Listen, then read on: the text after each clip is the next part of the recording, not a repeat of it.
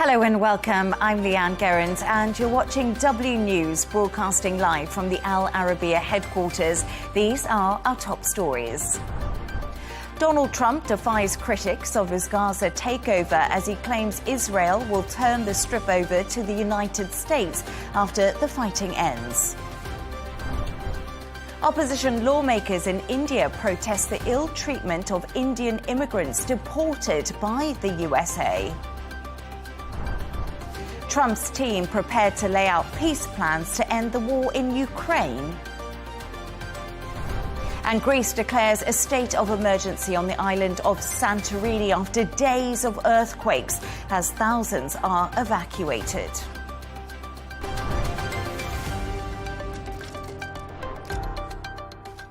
To our top story, and President Donald Trump says no US troops would be needed to rebuild Gaza, an effort he said would only happen after the fighting ends. His Secretary of State has called the president's proposal very generous, but it's drawn international condemnation. Nick Harper reports from Washington. A landscape shattered by 15 months of bombardment, but still home to more than 2 million Palestinians. On Thursday, the Trump administration continued its push to take over the territory. President Donald Trump further elucidated on his plan, writing on social media the Gaza Strip would be turned over to the United States by Israel at the conclusion of fighting, and he promised no US troops would be needed. Earlier, Secretary of State Marco Rubio defended the president's proposal. It was not meant as a hostile move. It was meant as I think, a very generous move, the offer to rebuild and to be in charge of the rebuilding of a place, many parts of which right now, even if people move back, they would have nowhere to live safely because there are still unexploded munitions and debris and rubble.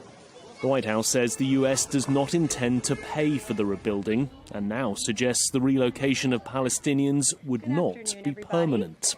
The president's made it clear that he expects these nations in the region to step up and to accept Palestinian refugees who will be temporarily relocated for the rebuilding of Gaza. Arab nations, world leaders and human rights groups have criticized President Trump's plan, and Palestinians in Gaza say they won't be forced out. God is greater than Trump and America and Israel.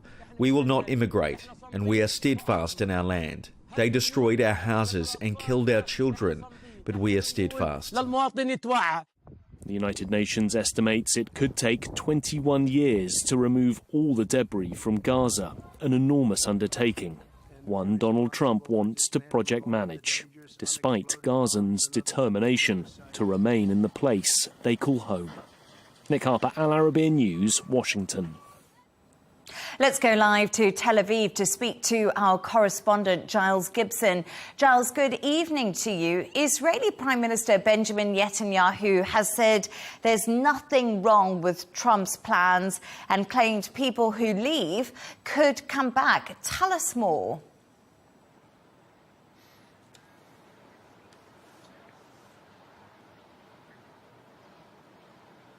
Yeah, Benjamin Netanyahu made those comments in an interview that he did with Fox News over in the United States, talking about the idea of Gazans being allowed to leave the Strip if they wanted to. As you mentioned, he said, what's wrong with that? He also described President Trump's wider plan, wider vision for Gaza as a remarkable idea that he said should be examined. I think the big question as well that's on many people's lips is whether Benjamin Netanyahu knew that President Trump was going to unveil this plan, this vision for the future of Gaza during that extraordinary press conference at the White House in Washington. There are some reports that Benjamin Netanyahu was briefed by senior US officials the day before about this plan that the president had really wanted to put forward, but also many observers have been pointing out that there was a little bit of surprise on Benjamin Netanyahu's face as he was watching President Trump deliver those marks from that podium at the White House. Yes, indeed. Surprise body language, maybe. Other nations have strongly opposed the controversial idea that's triggered this enormous backlash. In the last few hours, a spokesperson for the Palestinian president's office has opposed the plans. What exactly have they been saying?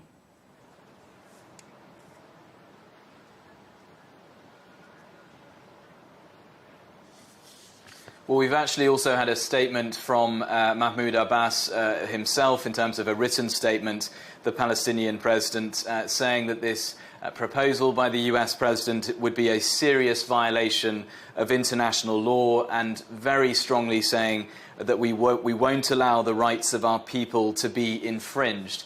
That condemnation of this plan from Mahmoud Abbas follows off the back of regional countries also very strongly saying that they do not want to see any sort of plan that involves the displacement of the Palestinian people. You have Saudi Arabia, Egypt, Jordan, all coming out to say a similar thing, take a similar stance. And really, what we saw in that press conference was President Trump outlining that these are the countries that he expects would take in Palestinian refugees if they are removed from the Gaza Strip. Those countries coming out and saying that they are not going to take in any Palestinians, that they are against the idea of Palestinians being moved from what they say is their home, that really is seen as undermining the credibility of this plan. Now, I've just lost connection with you, so I'm gonna have to throw it back to you in the studio. Giles, thank you so much. That was our reporter there who is currently in Tel Aviv, Giles Gibson. Thank you once again for joining me.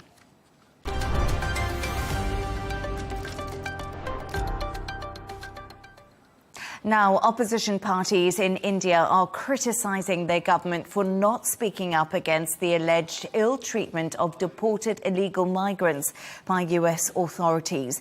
104 Indians arrived from the US on Wednesday, with pictures showing some of them in handcuffs and iron chains around their legs. Ishan Garg tells us more now from New Delhi. America must respect universal human dignity. These were the words of a member of parliament from the federal opposition Indian National Congress Party. It came shortly after several opposition party MPs staged a protest outside the Indian parliament. They say the US has treated Indian deportees inhumanely by shackling them throughout what was nearly a day-long flight from the US to India. They are also criticizing Prime Minister Narendra Modi's government for being silent on the issue. India's Minister of External Affairs S. Jaishankar says restraints are part of the US government's deportation protocol. Nonetheless, he says India has asked US officials to ensure deportees are treated with respect. We are, of course, engaging the US government to ensure that the returning deportees are not mistreated in any manner during the flight. At the same time, the House will appreciate that our focus should be on strong crackdown on the illegal migration industry, while taking steps to ease visas for the legitimate traveler. Local reports say some 20,000 undocumented Indians are facing deportation in the US. Pew Research estimates that India is the third largest source of illegal migrants after Mexico and El Salvador. New Delhi says it is firmly against illegal migration. The subject was at the top of the agenda when India's foreign minister met US Secretary of State Marco Rubio in Washington last month. Though critics have raised several concerns about President Donald Trump's mass deportation threat, Rubio says it is an efficient way of stemming illegal migration. His department says it sends a message of deterrence to those considering entering the US without proper documentation. As the Indian government looks to maintain close ties with the Trump administration, which Jaishankar has called an out-of-syllabus question, cooperation on migration could be crucial. It's a subject that is expected to dominate the agenda during Prime Minister Narendra Modi's meeting with President Trump that's likely taking place next week.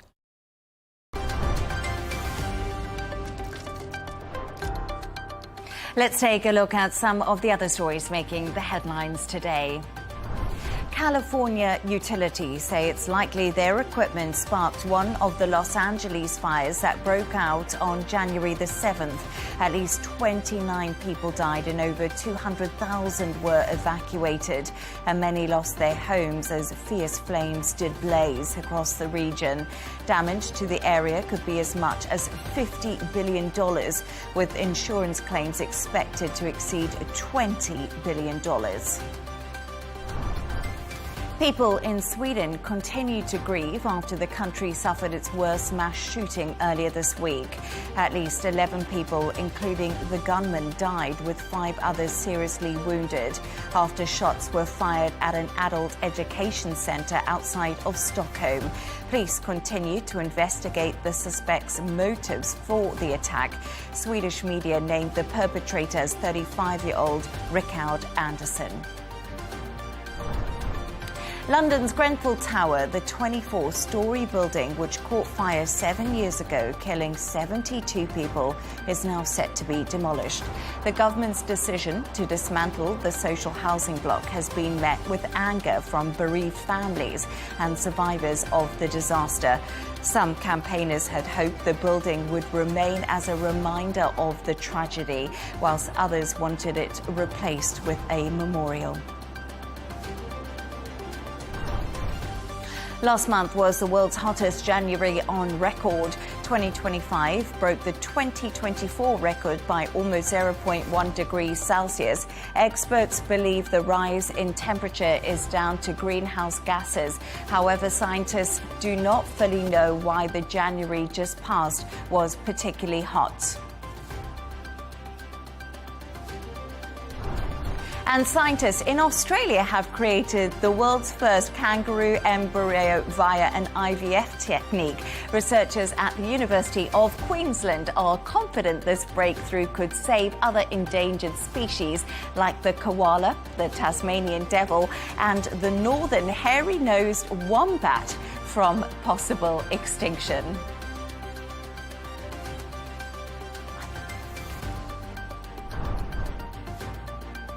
Technology giant Google has become the latest big US firm to scrap its diversity hiring targets. It joins a growing number of companies that have abandoned or scaled back their diversity, equity and inclusion programs. The decision came in the wake of an executive order issued by President Trump aimed at pressuring government agencies to scrap their DEI initiatives.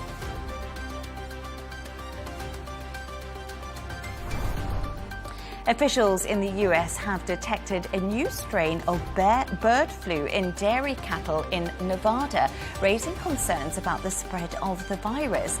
Since April last year, the H5N1 strain has reduced milk output in cows, pushed up egg prices, and infected nearly 70 people. Experts say the discovery raises questions about the wider spread of the virus. Britain's next ambassador to the United States, Lord Peter Mandelson, has said his past comments about President Donald Trump several years ago were childish. Mandelson previously called Trump a danger to the world. The former Business and Trade Secretary told the New York Times he regretted his choice of words as he prepares to become the UK's top diplomat in Washington. In what's being claimed as the world's first dog treats made from lab-grown chicken have gone on sale at a major pet store in the UK. The food, developed by Meatly, combines plant-based ingredients with cultivated meat, which is made by growing a single sample of cells from a chicken egg. The firm claims the treats are just as tasty and nutritious as traditional chicken breast treats.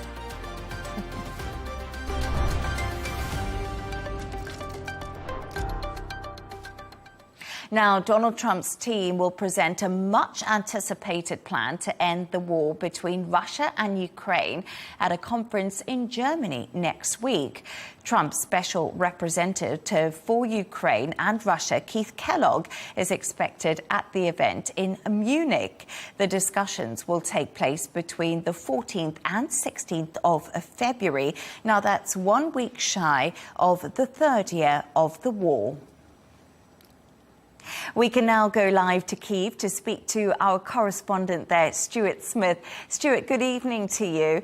Keith Kellogg will be meeting with European leaders during his trip and reporting back to President Donald Trump. What are we expecting the plans to include, and when could we hear them being unveiled by the US?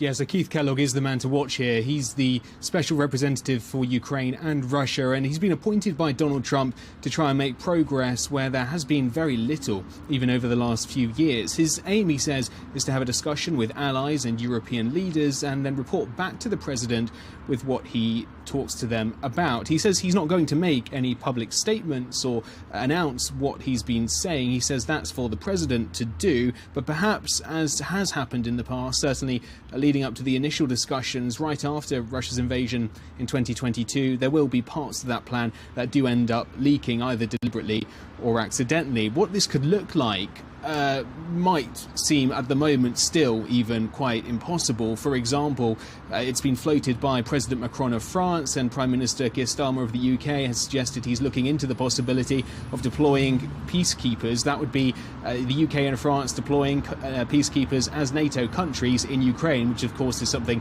President Putin has spent much of this war trying to avoid. It may look like Ukraine giving up plans to join NATO, but then also having other security guarantees provided to it from the West. And so all of these ideas would, though, inevitably require some concessions, including, as has been mooted in Moscow, the possibility that Russia would have to be allowed to maintain all its territorial control over those annexed regions, including Crimea.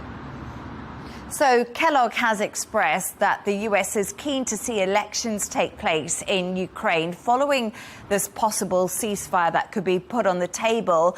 You and I have previously discussed Trump wanting access to Ukrainian minerals. How much sway does the US actually have when it comes to leading on these peace negotiations, Stuart?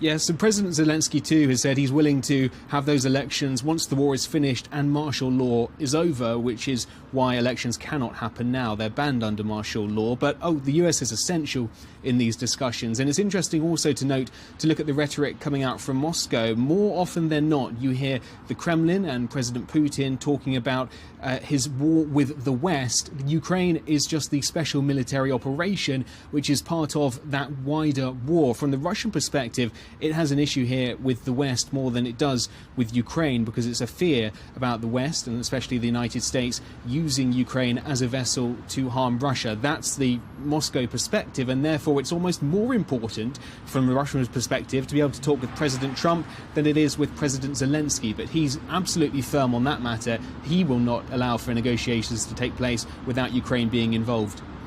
President Zelensky actually seems to be open to having talks with Russia, something he said. Trump has threatened Moscow with these massive sanctions if they don't engage in discussions. We know economically they're suffering.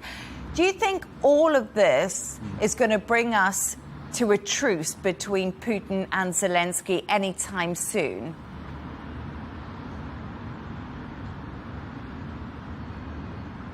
Yes, and Russia is still suffering from around 1,500 losses each day militarily. It's taking its toll on Russia, that's for sure, but there's no seeming urgency in Russia in the same way that there is here in Ukraine, where territory is being lost far more quickly than Russia, than Ukraine is regaining it, and also with the threat of Western weapons drying up, particularly from the United States. So they are willing to talk now. They've been making statements towards that effect, suggesting the stance from both is softening. Both Ukrainian President Volodymyr Zelensky has admitted that he will, at a push, if it's the only way to peace, have a conversation with President Putin, something he called already a major compromise. And similarly, the Kremlin says that President Putin is open to negotiations with Volodymyr Zelensky, even though it says he's not a legitimate president. So they're open to talking, that's true. But again, to stress, Russia is most interested, seemingly, in talking with the United States and President Trump than with President Zelensky. And there was a suggestion from the Kremlin that intensification of efforts to create those talks are happening in the last few months since President Trump became leader of the US. Those discussions have gone up between Russian and US agencies. And also we heard just today from Leonid Slutsky, the chair of the International Relations Committee in Russia's parliament. He was saying that he believes a meeting between Trump and Putin is currently at an advanced stage, and it will take place soon, for example, as early as February or March. Stuart Smith in Kyiv, thank you so much for joining me.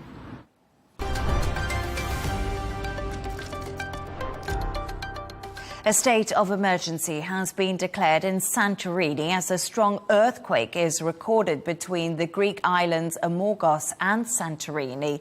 Hundreds of tremors have been hitting the region for days, and there are fears a larger quake could strike. More than 11,000 people have already left Santorini. Tourists and locals who live in the area have been explaining just how this is impacting them.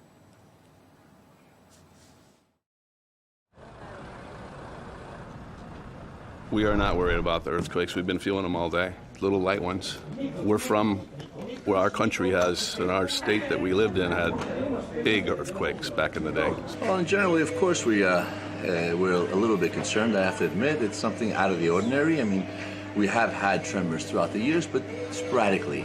I came from Tokyo. In Japan, as you know, every day we will meet the earthquake. So the earthquake level is magnitude 4.3 or something. It's not very dangerous. We can now speak to Professor of Earth Scientists at Oxford University. That's David Pyle. David, good evening to you, and thank you so much for joining me. First of all, how rare is it for the region to see multiple tremors like it's been experiencing lately? Yes, so this is a seismically active region, but it is actually very rare to see such a large number of earthquakes in the same region in such a short period of time. So the earthquakes are mostly 20 to 40 kilometers away from Santorini, but since the 31st of January, as we heard, there have been 1,000 quakes or more, many of which have been large enough to be felt on the island of Santorini. Authorities are being cautious due to fears a larger earthquake could actually strike. We know schools on Santorini have been shut down, and we also know that this has happened on some of the neighbouring islands, and armed forces are also on standby. Are scientists correct to predict a larger earthquake is on its way? So I think the scientists are certainly right to put safety first, and I think the main concern at the moment is actually of uncertainty, that scientists know that these sorts of swarms of earthquakes can continue for an extended period of time. It is certainly possible that the earthquakes could get larger, and it is possible that the sequence of earthquakes could end up with a significant earthquake. So we really don't know how likely or unlikely that scenario is. So I think the best, very, very much the right thing to do is what the authorities are doing, because we haven't yet seen significant damage, but it wouldn't take a much larger earthquake sequence in order to start to cause damage. So you talk about a possibly bigger earthquake sequence. How likely is that activity to trigger something like volcanic activity or a possible tsunami in Santorini? So the scientists are keeping a very close eye on this. So we have the volcano of Santorini and a submarine volcano called Colombos, and then these faults and earthquakes all within the same region.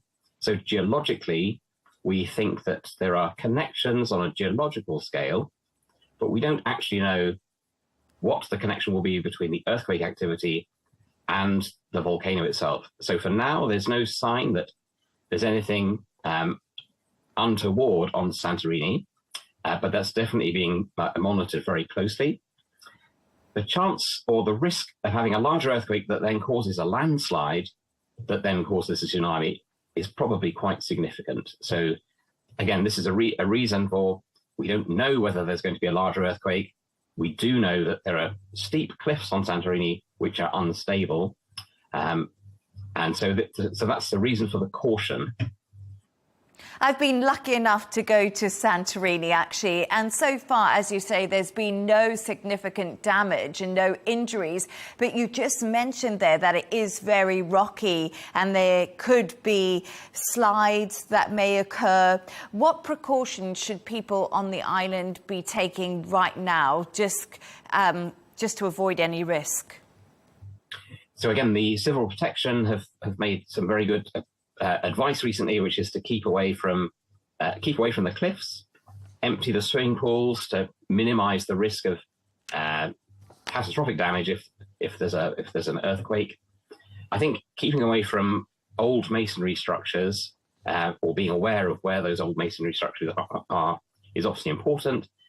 And I think, as we heard on the news, there's a state of emergency. So, in fact, many of the residents of Santorini have now departed. But, of course, the modern buildings on the island will all be built to seismic building codes. So I think the main advice is to keep away from the cliffs. David Pyle, Professor of Earth Sciences at Oxford University. Thank you so much for joining me this evening. Thank you.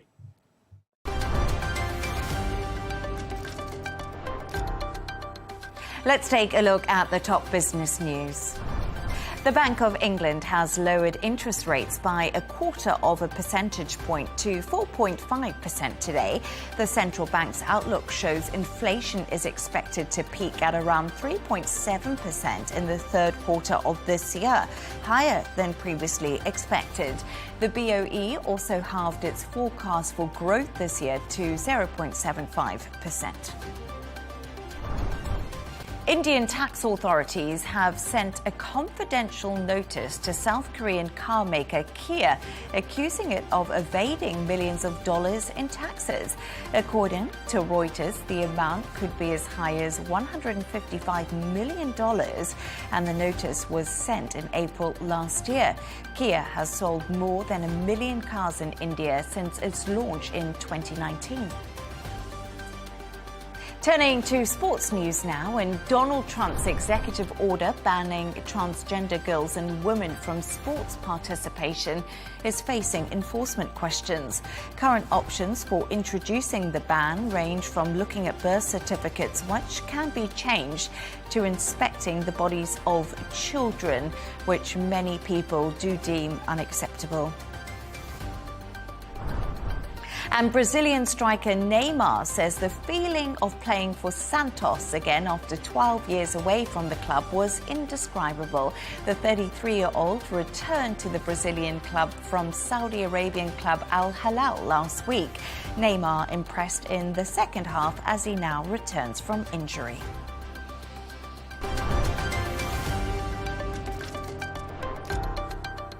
A reminder of our top stories. Donald Trump defies critics of his Gaza takeover as he claims Israel will turn the strip over to the United States after the fighting ends. Opposition lawmakers in India protest the ill treatment of Indian immigrants. Trump's team prepared to lay out peace plans to end the war in Ukraine. And Greece declares a state of emergency on the island of Santorini after days of earthquakes, as thousands are evacuated. And that's all from us on W News. Thank you for joining us. Coming up next, special interviews with professional golfers Sergio Garcia, Ian Poulter, Henrik Stenson and Cameron Smith. And don't miss Tom Burges Watson with GNT. Good night.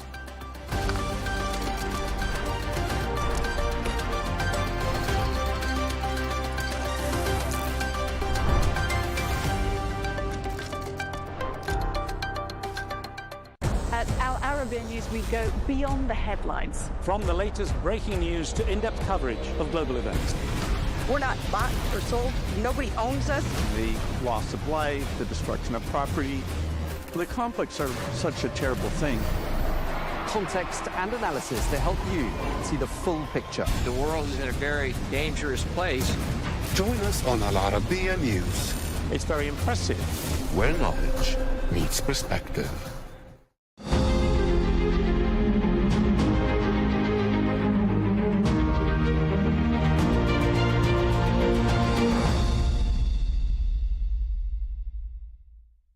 Hi there, Sergio. Thanks so much for your time. It's a pleasure to have you. So what can we expect here from your golf this week? Well, we're super excited about it here at Riyadh for the first time with Live Golf for the league and playing at night. So it's going to be something new, something very, very exciting for not only us, the players, but I think the people watching, all our fans and everything, and we're looking forward to it. So it's something that it's never been done before in a full tournament, and it should be a great experience. How does the prep change in terms of reading greens and the lines? How long have you been practicing under lights now in preparation for this? Well, we've been here a couple of days practicing a little bit. It is a little bit different because the light is different. It's different than the sunlight, obviously, that we're used to playing in. But at the end of the day, it's the same for everyone. So everybody's got to figure out their own way and see who gets it right the most. And but I think at the end of the day, the most important thing is going to be something new, something exciting, and that's what we're always trying to do. Bring new and exciting things to the game of golf. And speaking of getting it right, it was you and your team who got it right in Spain last year. How special was that, winning on home soil? It was super special to be able to win in Spain for us, being mostly a Spanish team.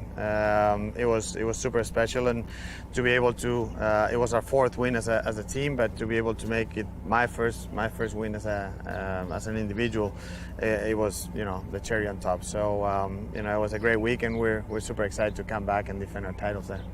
And speaking of Spain, obviously a country with huge sporting prowess, especially in football. Obviously Saudi have just been awarded the 2034 World Cup. How excited are you for that? Yeah, it's always exciting. I think that at the end of the day, the most important thing is to expand all the games, all the beautiful games we have in the world, and expanding everywhere in the world. And obviously we saw Qatar getting it a few years ago, and now Saudi's getting it for the future. So I think it's great. It shows how all sports are growing everywhere, and I know that everyone here in Saudi are super excited about the possibilities that they're going to have, and you can see their league is growing, and they're obviously investing and doing a good job at that.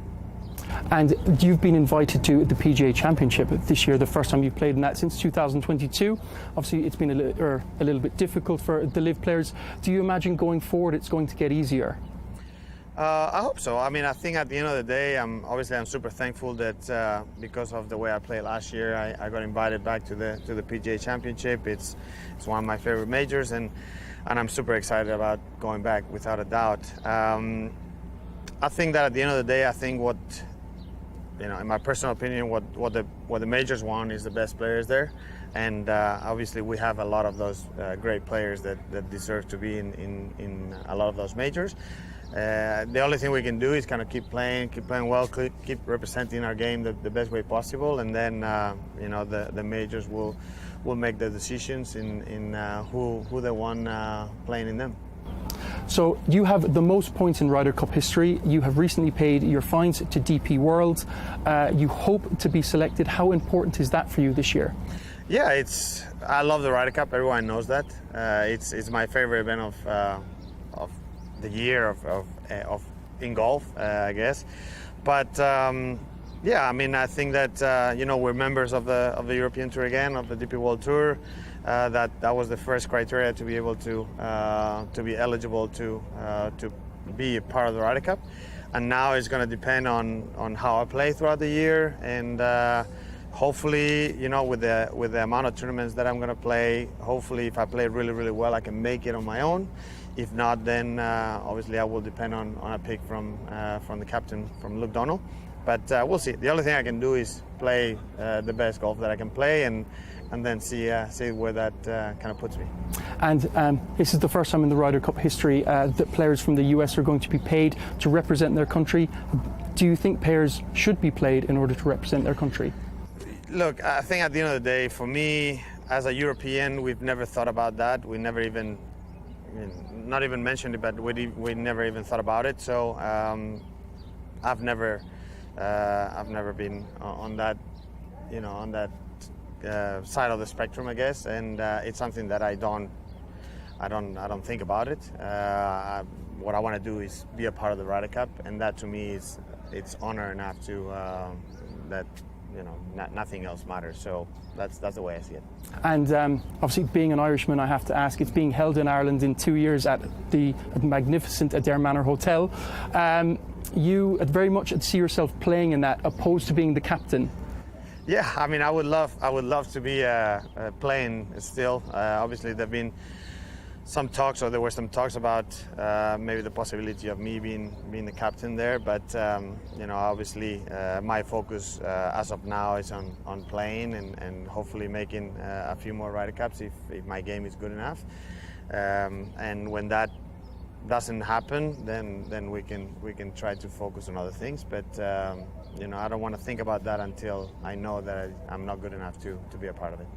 And at a day when you're not good enough, I can't imagine that being anytime soon. What are your plans after golf? Well, I mean, we still obviously here with the firewalls and everything. I have a stake on the team, so obviously I will be very involved in that, trying to make the team grow as much as possible when I'm not playing. Then I've started doing golf course design, so there's several things, and then we do a lot of great work, my wife and I, with our charities in the US, in Austin, and trying to help as many people as we can that need it. And so there's plenty of things that we can do, not only financially or as a business, but also on helping people. We look forward to it. Thanks so much, Sergio. Thank you, my pleasure.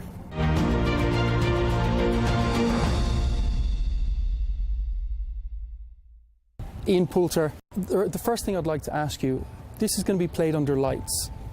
The first time a tournament has ever been played under lights. How has your preparation been for that, in terms of, obviously, you've got the lies, you've got the greens. How's that prep been? It's been good. It's been, for me, half man, half mattress. I like to lay in. So obviously teeing off at 6 p.m. Is going to be very different. But from a golf playability perspective, it's new, it's innovative. Like, when you see it as it is now, it looks very different at night. So it's going to be a good test for us all, I think, you know, to be able to, you know, really kind of pick your lines off the tee visually.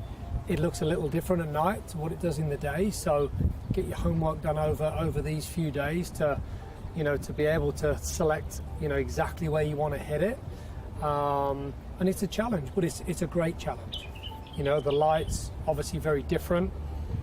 Standing there, you'll have the odd shadow, kind of, which you have to get used to when you're setting up over the ball.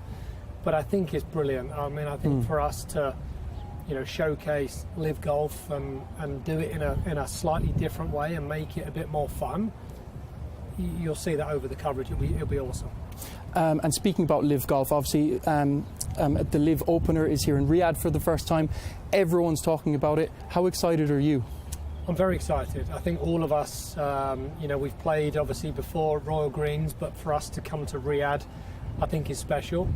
You know, live golf themselves, you know, concerts on all throughout the weekend, which is fantastic. And you know, it's great to be able to get a little bit more culture here, to see the city and, you know, take it all in.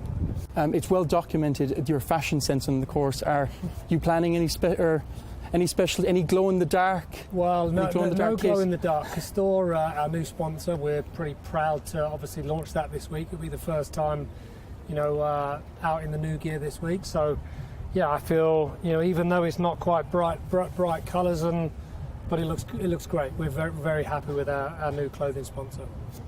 So, as competitive as golf is now, we're obviously going into a Ryder Cup here. You're known as Mr. Ryder Cup. Do you ever see yourself coming back into the fray? Obviously, there's talk of Donald Trump. He said in one phone call in 15 minutes he would get a merger done. I know it's not going to be a merger. It's going to be an investment from LIV into the PGA.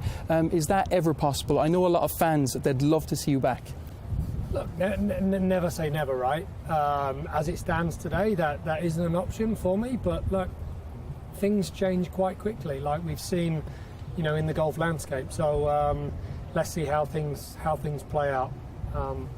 You never know. Michael Jordan has said the one thing he's afraid of on a golf course is Ian Poulter. What are you afraid of on a golf course? What am I afraid of? Well, I've never played against Michael, so I wouldn't know if I have to be afraid with him on the course, but maybe one day I'll get that opportunity to take him on. That would be quite fun. But no, there's nothing really that I'm afraid of. I don't like snakes. I don't like, you know, those animals with no shoulders. That's about the only thing I'm afraid of. You heard it here first. It's from Michael Jordan. The challenge has been set. So that would break a lot of numbers on social media. Obviously, we've seen Bryson DeChambeau has done amazing things on YouTube with his Break 50 series. Yep. Do you have any plans to engage the world of social media in your own way going forward? Yeah, I think in the not too distant future you might see a digital channel coming out. So you'll have to wait and see. Ian Poulter, thanks so much. Pleasure.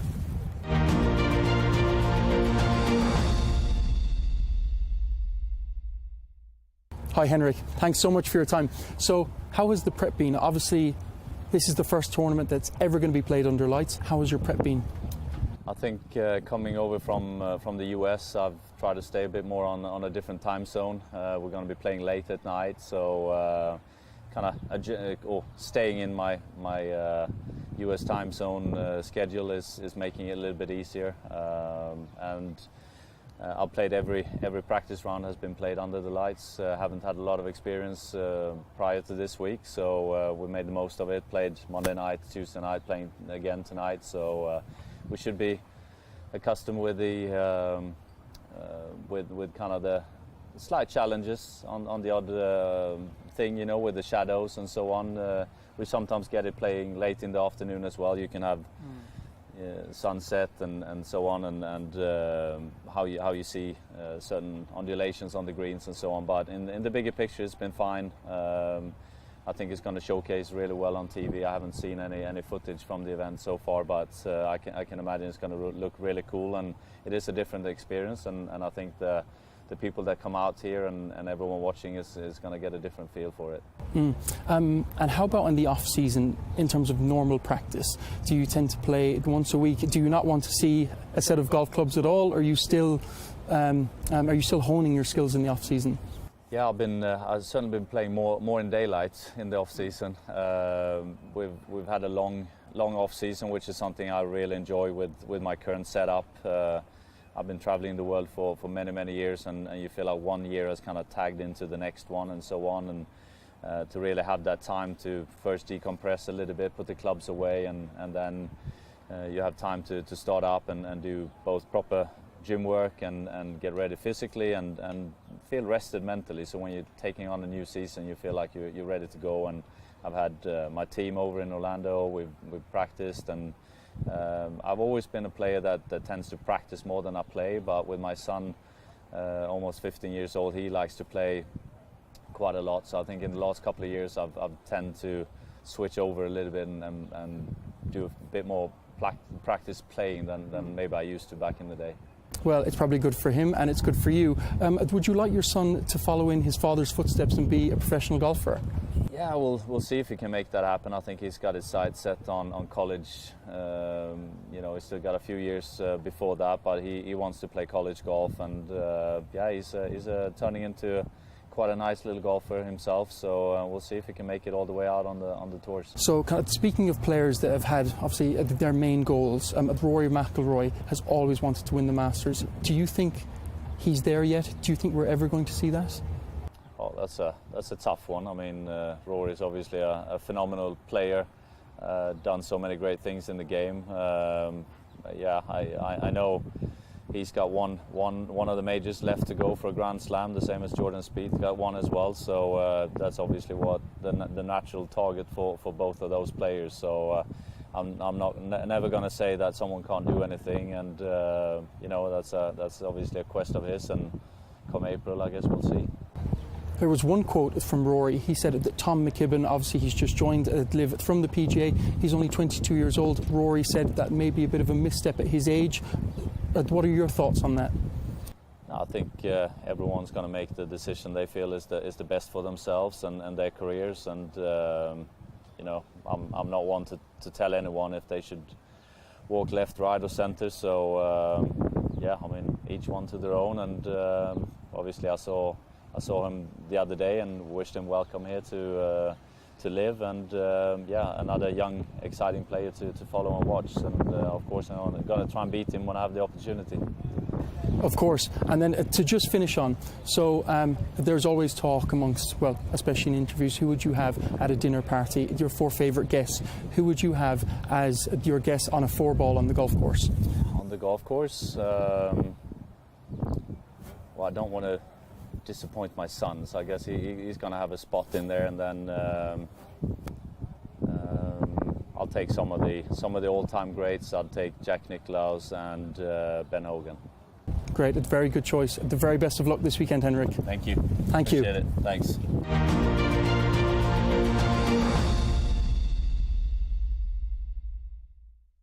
Hi Cam, thanks so much for your time. No worries. So we're at the beautiful Riyadh Golf Club here for the first live opener of the season. What are we expecting? Well, it's going to be different this time around. We were here back in December for the International, and that was a great event. We're playing it under lights this time. I think it might be a little bit tougher just because the ball's not travelling as far. It's a little bit colder at night. And then just kind of the depth perception, I think, at night is a little bit different as well. So it'll be an interesting week, one that I'm looking forward to. And, every time this time of year comes around, the first event of the season, everyone's hyped up and ready to go. So we can't wait to get started. And even going back to your point, obviously, it's been played at night, it's been played under lights, even for the judging of the greens, and even as an amateur golfer who's not that good, I mean, it must play a huge part, even for lies as well, and especially on the greens. How are you preparing for that? Yeah, I think, like you said, the longer stuff is, pretty much the same. I think when you get around the greens, the bunkers, the rough, if the ball sits down a little bit, all becomes a little bit, it's just not what we're used to, just a little bit harder to judge. The green slopes, I think the pace of putting will be very difficult this week. So all stuff that we're trying to get prepared for, but is all very different. And so being here in Riyadh as well, this has had a huge effect on the popularity of golf here. How is it in your perception? Yeah, I think, I've come to Saudi now for 3 or 4 years, and every time I've come here to an event, there's been more and more people, and I think that's a great thing. That's what we're trying to do out here. The next event is in Adelaide. It's on your home turf. How excited are you for that? I know it was a ripper last year, as you'd say. Obviously can't wait to get back home. It's always nice. I think having the home ground advantage there is nice as well. It's what we grew up on, and really what we're used to, and what we, fell in love with the game for. So can't wait to get back there. It's always a great time. It's a great tournament. I'm very biased. It's my favourite tournament I think I've ever played, but it's always exciting to get back down to Adelaide and bring world-class golf down there. Absolutely. So in order to go back to your point on the love of the game, we've heard Rory McIlroy say, obviously, there's 39 events on the PGA. Here it's 14. They've said they're a bit overburdened, overworked. Do you feel the schedule is better with Liv? I do enjoy having an off-season. Going down to Australia is something that I've kind of missed throughout the years. Being able to play a few more events down there, bring back golf to Australia and try and make it more popular and better for the future. So there are definitely some benefits to having an off-season, kind of doing what you want and spending more time at home is never a bad thing. And better for the future, as you say. You've got the Cam Smith scholarship system as well. So that must fill you with great pride to bring, obviously, 2 players every year over to Florida. How much are you enjoying that? Yeah, it's been awesome. It's something that I do really enjoy, and I think, as much as the kids learn off me, I feel like I learn off them. It's always nice to, just have a fresh mindset on things. The kids play with such freedom, and, we were able to bring them to Chicago last year, and they had a great time around the team, and even hitting balls and doing putting on the greens and stuff. They loved it, so it does bring me a lot of joy. So Tom McGibbon, obviously, as you spoke about young players, he's only 22.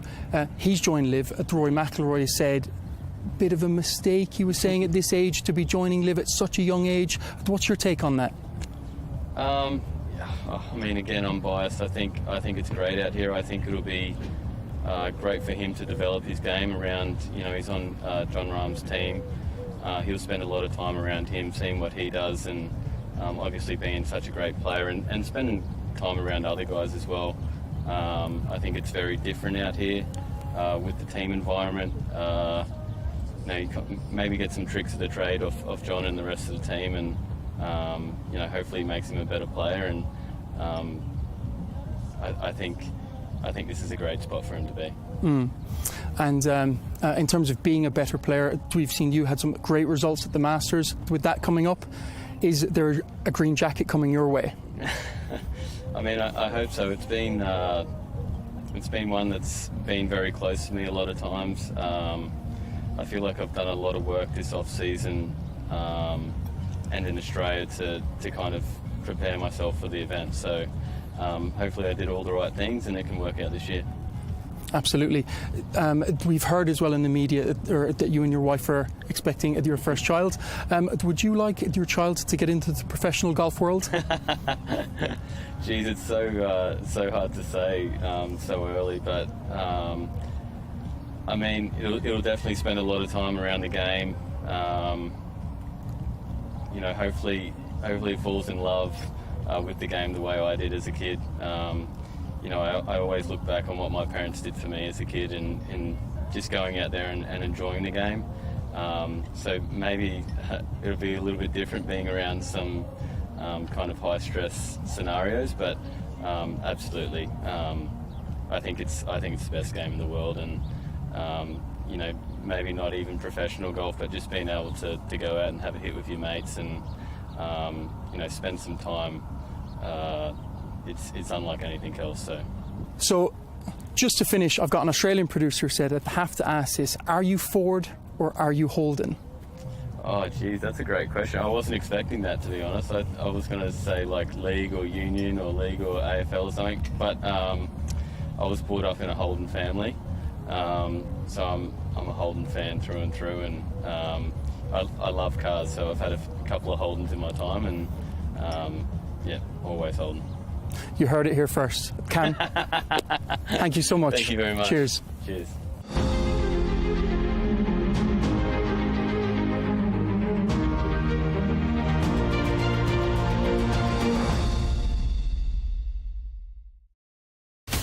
From the White House to Gaza, Kyiv to Beijing, elections, economics and the environment compete with conflicts and other complex issues for our attention.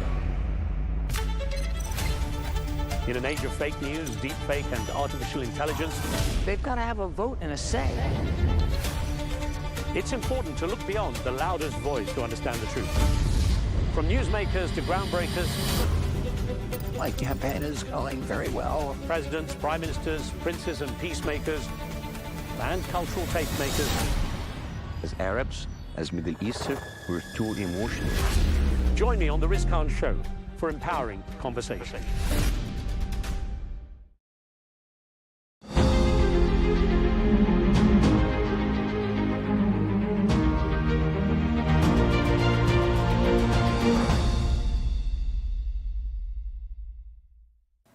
Hello and welcome to this special interview on Arabiya News. I'm Joanne Soria. Artificial intelligence is changing the way we live, work, and even think. From self-driving cars to chatbots that can hold human-like conversations, AI is no longer science fiction. It's our reality. But what does this mean for the lives we're living now and for our future?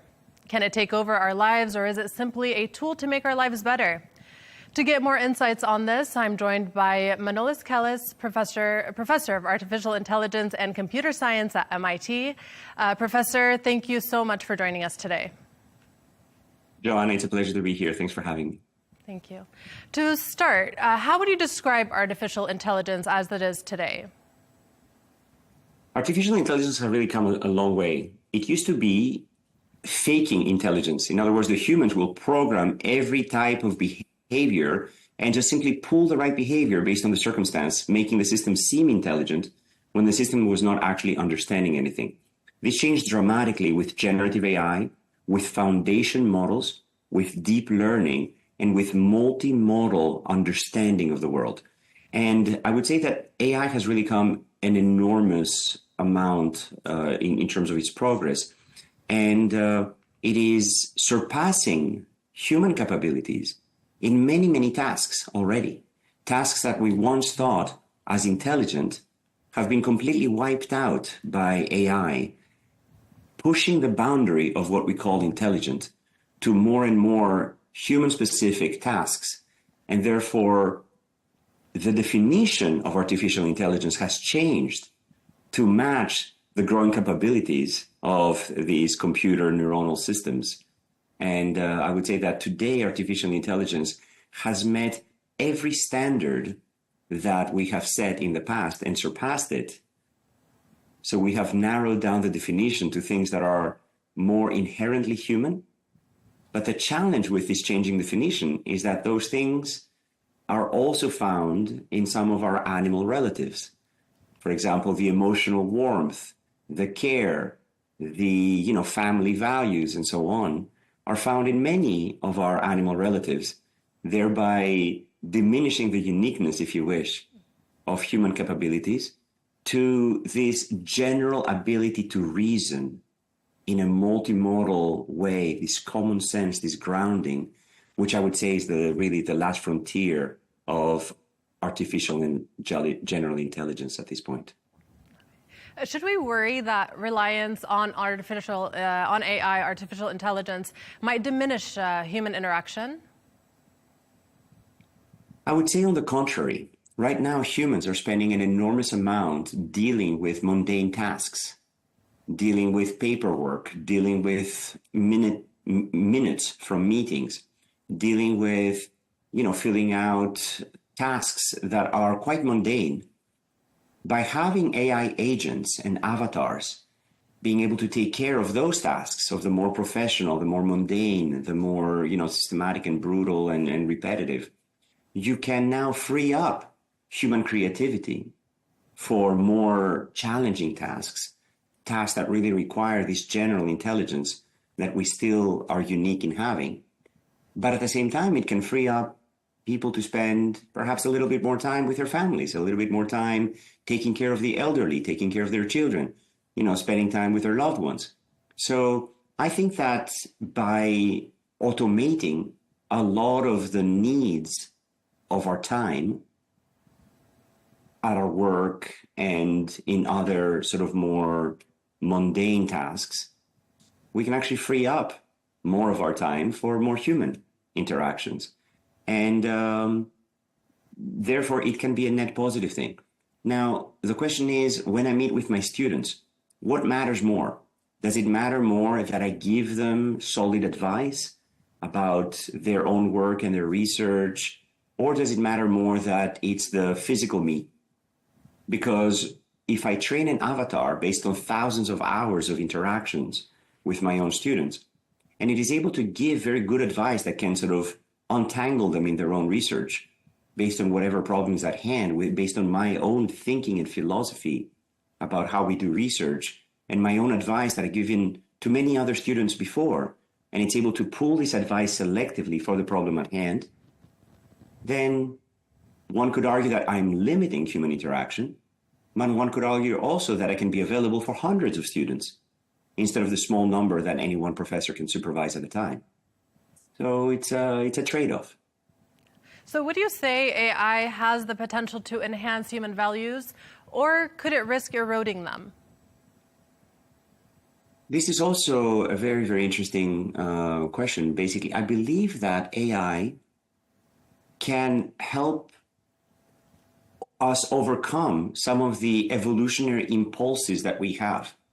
Humans have evolved from our relatives that are still around us. Like basically, we share many common principles with all of the animal kingdom. These principles are of survival, of nutrition, of reproduction, of protection of our kin. And these can manifest in beautiful ways, but this can also manifest in wars and brutality and killing and aggression and jealousy and all kinds of these values that as humans we are constantly trying to overcome. So this evolutionary origin of humans and these evolutionary principles that have led to the survival of our species are unfortunately ingrained inside us. And they are unfortunately limiting our behavior to some more impulses and urges that sometimes we're not very proud of. And the growth of our neocortex, the frontal cortex that is able to sort of be a more reasoning part of our brain and control the limbic system, the subcortical parts of our brain, is something that we have been valuing and rewarding through the Renaissance, through these human values of altruism, of taking care of not just our immediate kin, but appreciating all humans, you know, regardless of their religion, their country of origin, their political affiliations, and so on and so forth. So I believe that AI can continue this move towards the more intellectual, towards the more pure values that we value as humans. And the question is, will the AI feel it, or will it just pretend? And my answer to that, it might not matter. Do you prefer a doctor who will do absolutely the right thing and pretend to be empathetic? Or do you prefer a doctor who is more empathetic, but sometimes will make mistakes and do the wrong thing? And similarly for a professor, or you could even say for a parent. Does it matter if your parent absolutely loves you, if they're never there and they're never able to provide any of your needs? And does it matter if the parent doesn't really love you, but does everything as if they are the best parent in the world, and is able to fake this empathy and this warmth that every child needs? So if AI is able to meet all of these needs and is able to sort of help us achieve a higher standard for ourselves, for what it means to be warm and empathetic and generous and altruistic and caring for all human beings, then I believe AI can truly lift humanity past these more animal-like urges of competition and aggressivity towards the more humane values of warmth, empathy, and generosity. So you touched on this a bit in your previous answer. In your opinion, what is the impact of AI on our collective evolution as a species? So I would say that there has been a continuity in the evolution of humanity. If you look at nearly every metric of poverty, of crime, of nutrition, of health, of lifespan, of health span, of child survival rate, every single one of these metrics has been improving throughout the world. We still have a lot of work to do. There are still many places in the world where a child is not guaranteed to have an education, is not guaranteed to have, shelter, sufficient healthy nutrition, a future, a long lifespan. And we still have a lot of work to do. But if you compare to any previous time in the history of humanity, things have been getting better for hundreds and hundreds of years. And I think that this move towards a wealthier, healthier, calmer future is getting closer. And I think that these capabilities of AI can help us overcome many of the challenges that we're facing today. Many of these challenges are due to scarce resources. They're due to limited wealth. They're due to limited time. They're due to limited capabilities. And I think if every child grows up with an AI assistant, a tutor that is able to guide them intellectually, emotionally, strategically, making the right decisions, being always kind, always patient, always generous, always guiding them and nudging them in the right direction, I think that this can transform education.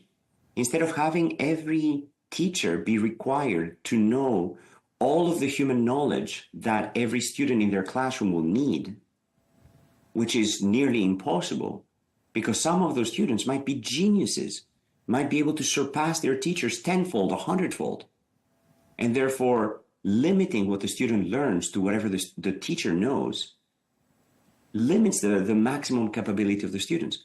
If instead you empower the most caring and empathetic and warm teacher, the most curious, the teachers who are willing to sit alongside the students and learn with them, and instead of the student asking the teacher the question and the teacher saying, oh, that's outside the course, or, oh, we're not going to cover that now, or, oh, this question is not something that we should address.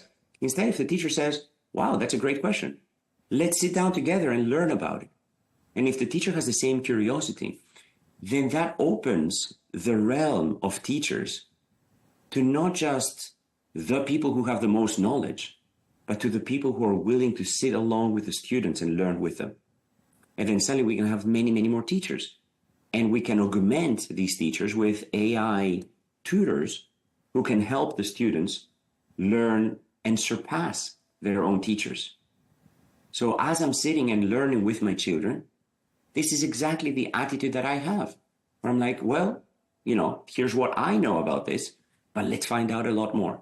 And there's countless resources on YouTube, with videos online, on Wikipedia, with articles, and of course with ChatGPT and all of these other AI avatars that are able to respond to very detailed questions. Hey, this and that don't make sense together. Why? And you're not going to find an article already written on the internet for that. But having an AI tutor, an AI chatbot, an AI avatar, an AI agent who's able to interact with both the teacher and the parent and the student, I think will basically lift us across the world. So I think that there's, of course, a lot of misery. There's a lot of challenge. There's a lot of struggles. There's a lot of war and tension in the world today.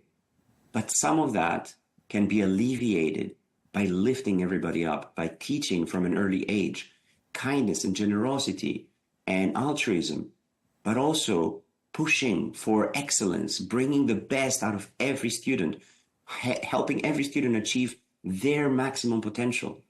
I think it's something that I'm really, really looking forward to.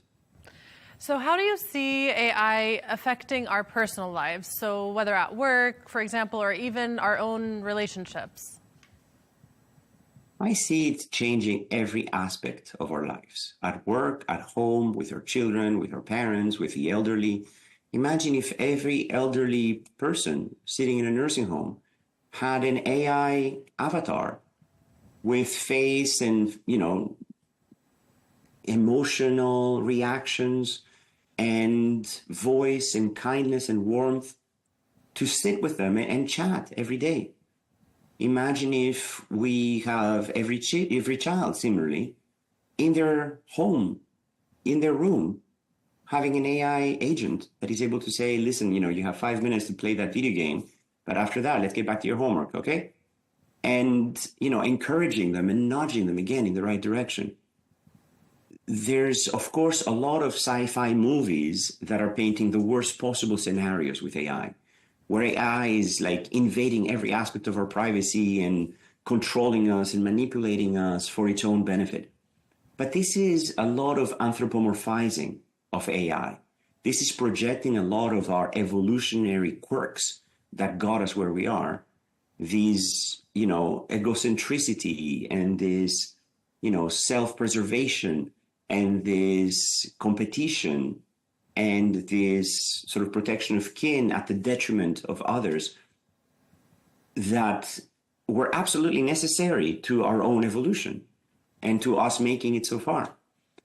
But AI doesn't have to have these needs. AI doesn't have a self. AI doesn't have this evolutionary strive for survival, for domination, for ruling, and so on and so forth. And it is up to us to choose whether we want to program it into the AI or not. But it's not going to come up with it on its own if we limit the capabilities of AI systems to answer tasks that are provided by humans. Then the only thing that we need to worry about is the humans. And of course, the question is, well, won't humans use AI for malicious goals? The answer is absolutely yes. This is part of human nature. There are people who will have nefarious goals and who will use AI for either evil or for something that they think is good, but others will perceive as evil. And to that, I say, well, it comes back to the presence of any type of tool. In other words, being able to have more and more powerful computers, more and more powerful, nuclear power, more and more powerful, mobility and vehicles and so on and so forth. All of that is part of the technological progress. And a knife can be extremely helpful in, everything, in using, cutting your food, in, opening boxes and all kinds of other stuff. But it can also be a very dangerous weapon in the hands of the wrong person. And a knife can kill a person, but that doesn't mean we should outlaw knives. What we should do is provide protection against people who will want to use them for harm. And it's the same thing with AI. We need to have some barriers that will prevent the AI from, carrying out malicious, tasks. And we need to also have multiple types of AI and multiple AI systems that will basically, serve as shields against each other. But I think and of course the ethical question becomes, what do you call harm? Is harm for one side of a conflict, the definition, is it up to the other side of the conflict to define what harm means? And I think that's something that, we together as a species and as a community and as a society, as a global society, I should say, should come to define these limits of someone's freedom, which, as the French would say, my freedom ends where your freedom begins. So you can't have infinite freedom for every person. You have to sort of have boundaries for any of that. So what fields do you think have benefited the most from AI so far? The list is countless. It's extraordinary. I think every aspect of science is extraordinarily benefiting from AI right now. So we're able to understand the language of DNA. We're able to understand the language of protein folding, of chemistry, of patient states and patient trajectories. We're able to understand medicine and healthcare interventions at a level unprecedented in the history of science. And in my daily work, we're using AI to bring together all of these different facets of biological function, of medical intervention, of disease manifestation, progression, and onset, and of treatment, again, design, production, and administration, to be able to advance human health at a level that is unprecedented. And I see AI's impact on human health and on the human condition as one of the longest lasting impacts of AI, and perhaps one of the greatest changes that our species will undergo, to be able to take care of the human body, of the human mind, of the human brain, of the human physiology, human immune system, and so on and so forth, at levels that are unprecedented and unimaginable right now. So we're able to uncover the pathways and the mechanisms underlying every aspect of human disease, understand interventions that can modulate each of these processes to restore health and sometimes surpass what we call healthy now with super health and super longevity and so on and so forth. And I think that this will be extraordinary.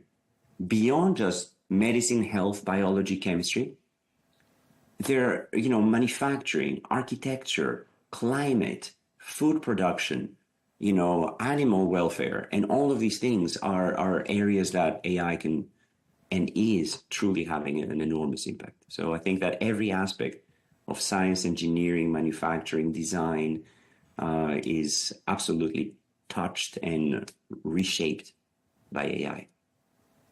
I want to talk to you a little bit about AI in education. Some students are using AI tools in an ethical manner. You did mention this earlier, to learn more, to see more information that's not available in the classroom, for example. But some have been using AI to do their own assignments or even write research papers for them. How is AI affecting education in that way and the future of graduates and even professionals in various fields? This is an enormous concern. And one possibility is that the types of assignments that we give to students are so complex that using AI is part of the only way to solve them. Namely, being able to use critical thinking, being able to sort of reason your thoughts, being able to use this, use all of these capabilities to go far beyond what any student their age would be able to do. There's another approach to education, which is goal-oriented. Namely, I'm currently working with about 40 high school students across the world, including the Middle East, where we are designing the next generation of AI systems. And those students are programming at the level of engineer with 20 years of experience. And every one of these students meets with me multiple times a week. And they work together as a team to advance the state of the art of data science and medicine and AI. And of course, I tell them, use ChatGPT for everything. And they're able to, of course, use ChatGPT, but it takes a huge amount of human reasoning to figure out what exactly I should ask the AI to help me with. And those students are 16 years old and achieving things that a 40-year-old engineer would be very proud of achieving week after week after week. So if we change education to be more goal-oriented and project-driven, where they have a goal, they have a mission, and they're doing their learning on the way to that mission, then AI becomes a friend, not a cheating tool. AI becomes a necessary ally, not the easy way out. Now, there's another aspect, of course, where they have to learn some basic foundational tools.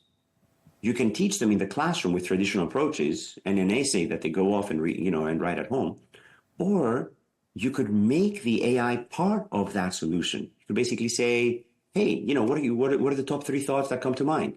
Bang, bang, bang. Listen, like 1 and 3 are very reasonable, but 2 is a little off topic. Can you think of a couple more?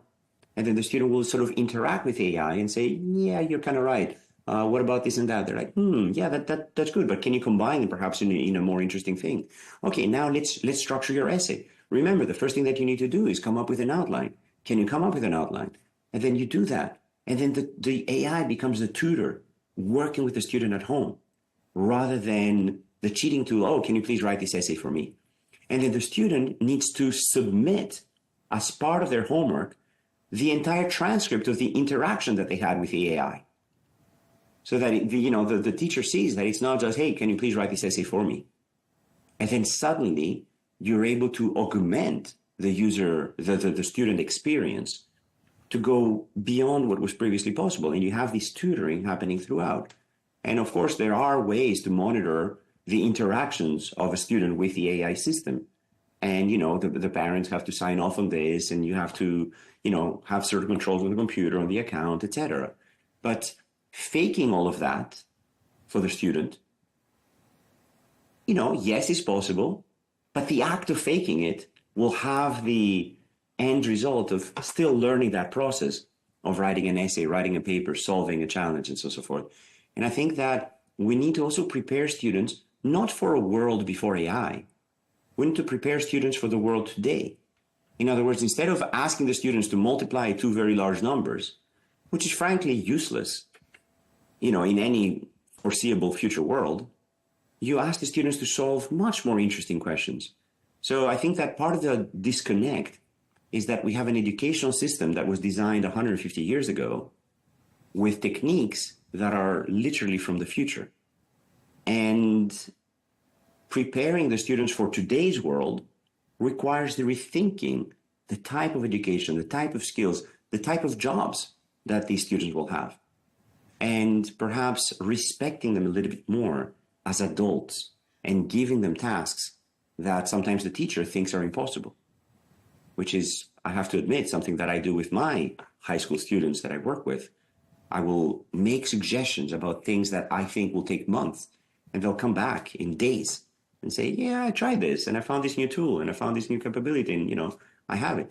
And I am constantly blown away, not just for what a 16-year-old can achieve, but for what anyone of any age can achieve in such a small amount of time. So how close are we, would you say, to achieving sentient AI or superintelligence? So could we see AI that possesses self-awareness, emotions, or even consciousness? And what kind of impact will this have on humans if that happens? The question is, A, whether we want that or not.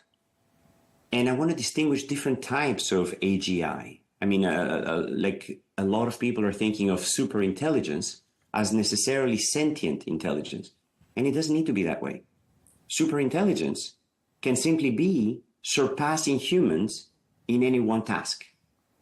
And then for many, many tasks, we have superintelligence already. Computers are able to play chess way better than we can. They're able to play Go way better than we can. They're able to solve equations and sometimes math problems way, way better than we can. So for those tasks, I would argue that AI is already super intelligent. It surpasses the vast majority of humans. I would say 99% of humans, it can already surpass in countless tasks. So that is super intelligence.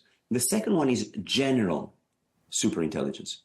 In other words, being able to surpass humans in the totality of human cognitive tasks. And I would say that we're still not there. I think that the ability of humans to reason, to be grounded, to bring together information from different places, to extrapolate, sometimes from their own physical experience, to think about creative solutions that are beyond what has been done before in any realm, I think that's something that's uniquely human still. So artificial general intelligence, we're still not there. As for this sentient intelligence of having a self-awareness, having a concept of oneself, this becomes a tricky situation. First of all, I'm not sure we want that. I'm not sure we need that.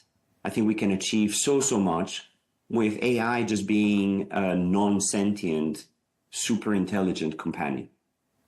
And, you know, we could agree not to push the frontiers of sentience. The second aspect, however, is, and there's a lot of philosophical debate for hundreds of years on this, what does it mean to be sentient? Does it mean that you know why you're doing something? Does it mean that you know how you're thinking and you can reason about your own thinking? Number one, in that realm, AI is already able to do that, or at least to fake that, to the level that humans can. You can ask AI, hey, why were you thinking that? And it will reason about its own reasoning, similar to how humans reason about their own reason. But now the question is it faking it? But to that I will answer, are we faking it? And there's a lot of evidence that we are faking it. There are cases of humans with a severed corpus callosum, which is the part that connects the two hemispheres of the brain. When we say about our frontal cortex or about, you know, nearly every part of our brain, of our neocortex, is actually there twice. And if you sever the connection between the two halves, each one can reason somewhat independently. And you can ask a patient by showing them, closing one eye and showing them a piece of paper that says, go get a beer in the fridge next door. And then they go and do that. But on the way back, you close the other eye and you now ask them, why did you get the beer? They will say, oh, I was thirsty. So you can think of the brain as an employee who never wants to be caught not knowing, who will make up a story to explain their own behavior, and sometimes is faking that self-awareness. How many times have I gone into a room and picked up the wrong object and come back, continue doing tasks, to only then remember, oh, no, I need this other thing, and then I go back and get that other thing. So our brain will very often make up stories that will explain our world around us and sometimes the world inside us, the actions that we're taking, without being fully on top of things. So maybe we're faking it, and maybe the AI is faking it, and maybe that's fine. And again, philosophers have argued a lot that I know I'm conscious, and you know you're conscious, but you have no idea whether I'm actually conscious or I'm just faking it. And I have no idea whether you're actually conscious or you're just faking it. And again, it goes back to this whole, what is self-awareness? And can we ever be truly self-aware? Can a particular neuron reason about its own reasoning, or can it only reason about the reasoning of other neurons? And so on and so forth. So there's a lot of philosophical dilemmas. We might not even want to get there. And in some cases, the AI can already fake reasoning. And because of all of these layers upon layers of abstraction that modern billion parameter systems are able to have, it is possible that consciousness may have actually appeared somewhere in those neurons, or at least some primitive form of consciousness. Frankly, the same way that consciousness has evolved inside our own neurons. Consciousness is not a magic thing that like sits above our head. Consciousness is somewhere in our brain. And the question is, what is the basis for human consciousness? Where, what group of neurons is responsible for that, and what are they doing? And maybe they're faking it, just like the machines are. So you mentioned you think that AI has already surpassed human intelligence, at least 99% of it, you said. So can it get to the point where we lose control over AI? And if that happens, what might be the consequences? So let me be clear. I did not say that. I said that for many tasks, for many specific tasks, it has surpassed human intelligence, namely human capabilities for that one task. So I want to be very cautious there, because I didn't say that it has surpassed human intelligence. However, for many of these tasks, it is superior to our capabilities. Did humans stop playing chess? No. Chess is now more popular than it has ever been in the history of chess. More humans are playing chess than ever before. Does it bother us that we'll never surpass the machine? Not at all. So you can think of chess as one of those activities that is training the human mind for strategy, for reasoning, for long-term planning, short-term gains, making a mental model of the opponent, of what they're thinking, of how they're attacking, of being able to distribute resources, being able to sort of have multiple goals, short-term and long-term goals, being able to sort of have distractions and so on and so forth, which frankly train young children to achieve many of the things that they will need as adults. So does that change the relationship that we have with, intelligence? No. We're perfectly comfortable calling a child intelligent, even if we know that machines are way more intelligent than are at those tasks. Now, your question is also, when AI surpasses human, perhaps general intelligence, will it want to take over? Will the Skynet of the Terminator series become self-aware and want to destroy us? And again, the question is, number one, do we want to encode this type of self-awareness? Do we want to program it to achieve self-awareness, which I'm not sure is a necessarily needed goal? And number two, will it have the same desires and impulses as we evolved species have to want to take over? And the answer is not necessarily, unless we program it to want that. So what I would say is that, yes, it's absolutely a risk that malicious goals can be achieved with the help of AI, but that there's always a human in the loop. It's possible that AI will surpass us in many, many individual tasks. It is possible that AI will also surpass us in general intelligence. And in terms of self-awareness and wanting to, eliminate and destroy humans, I would perhaps refer you to the Matrix trilogy of keeping humans around because they're kind of interesting and they can think outside the box and they can, maybe surprise us sometimes. And these syllogisms that Agent Smith has, speaking with Neo, about the machine, trying to figure out what it is that humans really want. And it comes down to that choice of, humans. But again, there's philosophical discussions about whether we truly have choices or whether those choices are in fact the result of circumstances, whether you can predict human choices in the short term but you can't predict them in the long term. Whether by the time we're consciously making a choice, our brain has already chosen and we're just executing that choice. So anyway, there's I think a lot of philosophical debates. I don't have all the answers, and I don't think any of us has all the answers about where this balance lies between humans and machines in consciousness, in the goals, in volition. Maybe the desire to take over is not necessarily a product of evolution. Maybe any sentient entity sufficiently powerful will decide that humans are a nuisance and they're not even entertaining, like Agent Smith would think. And, maybe in order to answer all of the questions in the universe, the AI will need to eliminate humans first because they're, standing in the way.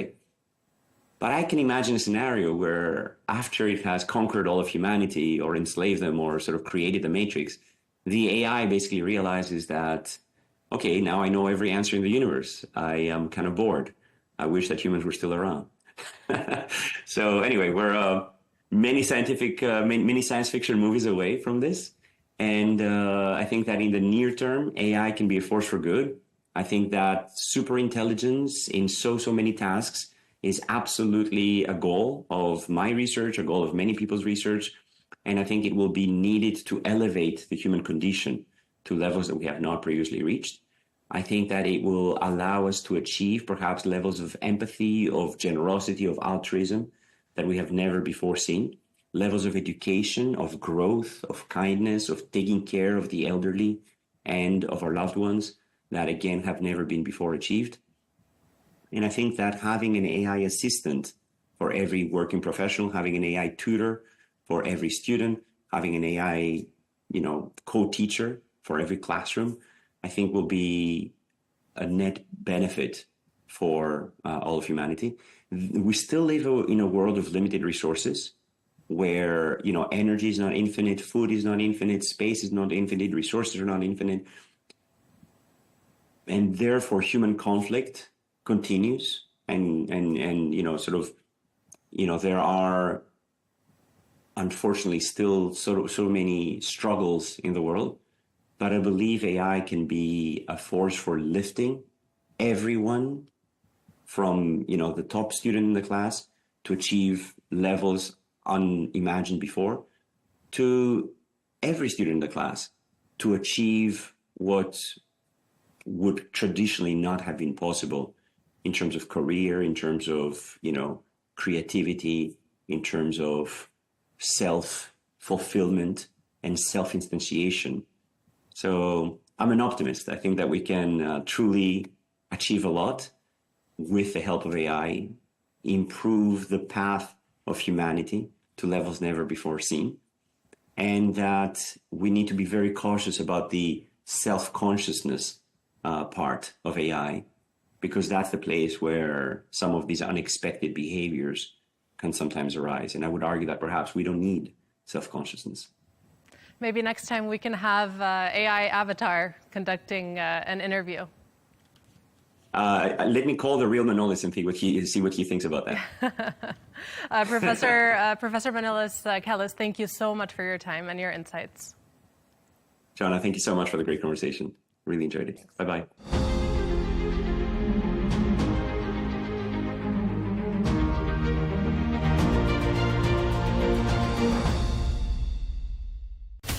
From the White House to Gaza, Kyiv to Beijing, elections, economics and the environment compete with conflicts and other complex issues for our attention.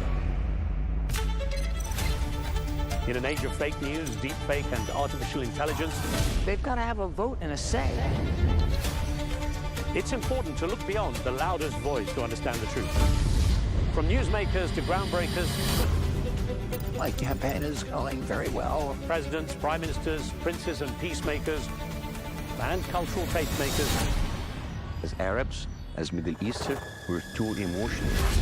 Join me on the Riz Khan Show for empowering conversation. At Arabiya News, we go beyond the headlines. From the latest breaking news to in-depth coverage of global events. We're not bought or sold. Nobody owns us. The loss of life, the destruction of property.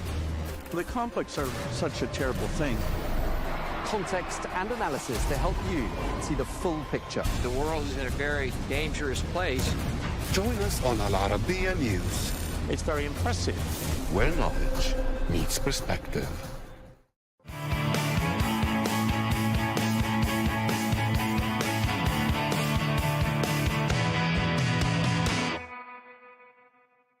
Singapore, one of Asia's top city attractions and a quick developing place for business, Singapore.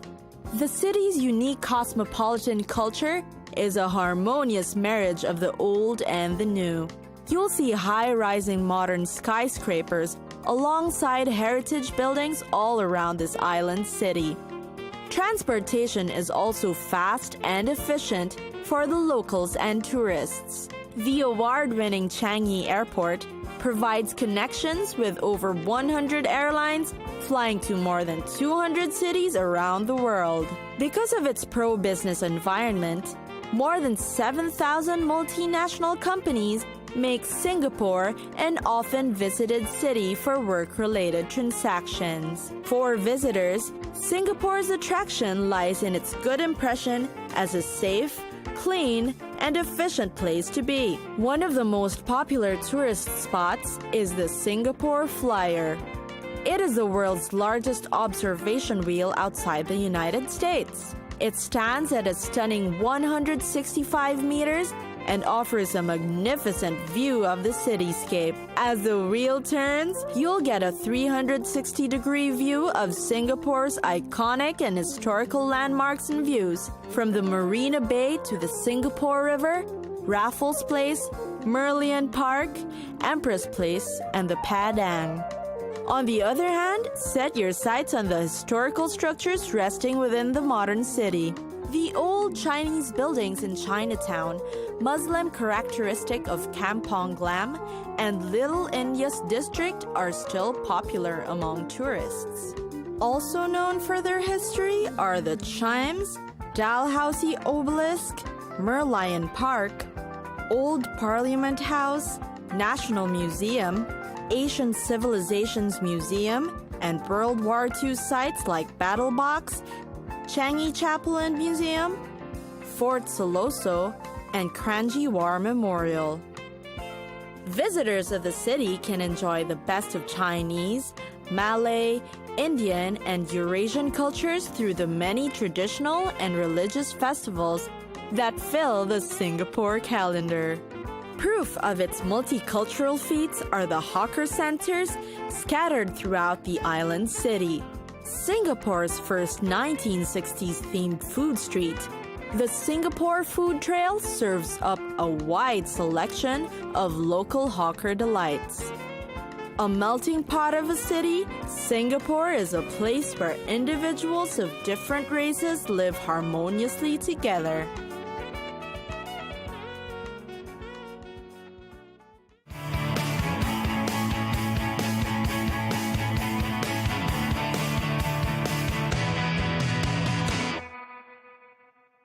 At Arabiya News, we go beyond the headlines. From the latest breaking news to in-depth coverage of global events. We're not bought or sold. Nobody owns us. The loss of life, the destruction of property. The conflicts are such a terrible thing. Context and analysis to help you see the full picture. The world is in a very dangerous place. Join us on Arabiya News, It's very impressive. where knowledge meets perspective. From the White House to Gaza, Kyiv to Beijing, elections, economics, and the environment compete with conflicts and other complex issues for our attention. In an age of fake news, deepfake, and artificial intelligence, They've got to have a vote and a say. it's important to look beyond the loudest voice to understand the truth. From newsmakers to groundbreakers, My campaign is going very well. presidents, prime ministers, princes and peacemakers, and cultural tastemakers. As Arabs, as Middle Eastern, we're too emotional. Join me on the Riz Khan Show for empowering conversation.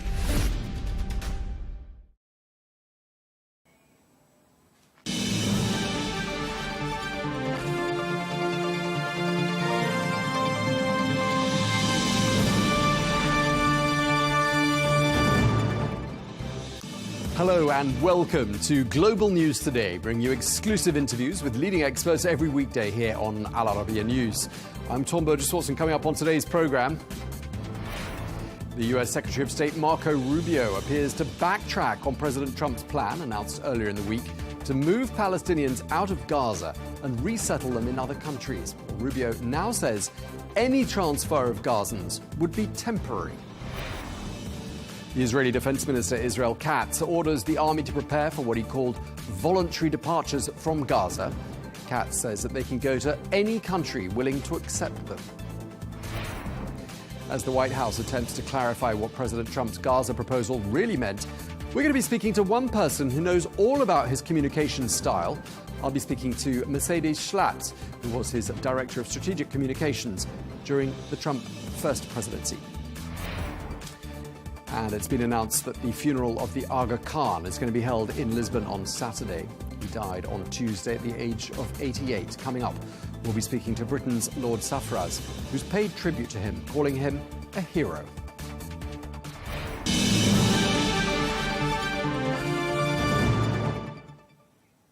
Hello and welcome to the programme. The US Secretary of State Marco Rubio stated earlier on today that Gaza's citizens should be temporarily relocated while the Gaza Strip is being rebuilt. He made those remarks at a press conference in Guatemala City. And these comments follow on from the President Donald Trump's suggestion that the US take over the enclave. President Trump said it would be rebuilt and potentially turned into what he described as the Riviera of the Middle East. Well, Marco Rubio praised Donald Trump's suggestion as a unique and generous offer. What President Trump announced yesterday is the offer, the willingness of the United States to become responsible for the reconstruction of that area. And while you are rebuilding, while you're clearing debris, by the way, there are unexploded munitions, there are all kinds of Hamas weaponry still buried underground. For people to be able to live in a place safely, all of that has to be removed. And the only thing President Trump has done very generously, in my view, is offer the United States willingness to step in, clear the debris, clean the place up. And in the meantime, the people living there will not be able, the people who call that home will not be able to live there while you have crews coming in. So in the interim, obviously, people are going to have to live somewhere while you're rebuilding it. It is akin to a natural disaster. Well, for more, we can speak now to Manuel Hassassian, who is the Palestinian ambassador to Denmark and the former Palestinian ambassador to the United Kingdom. Thank you very much indeed for joining us, Ambassador. Earlier on this week, the US President Donald Trump said the US would, quote, take over and own the Gaza Strip. It sounds a little bit like the White House is backtracking on that. How does it sound to you?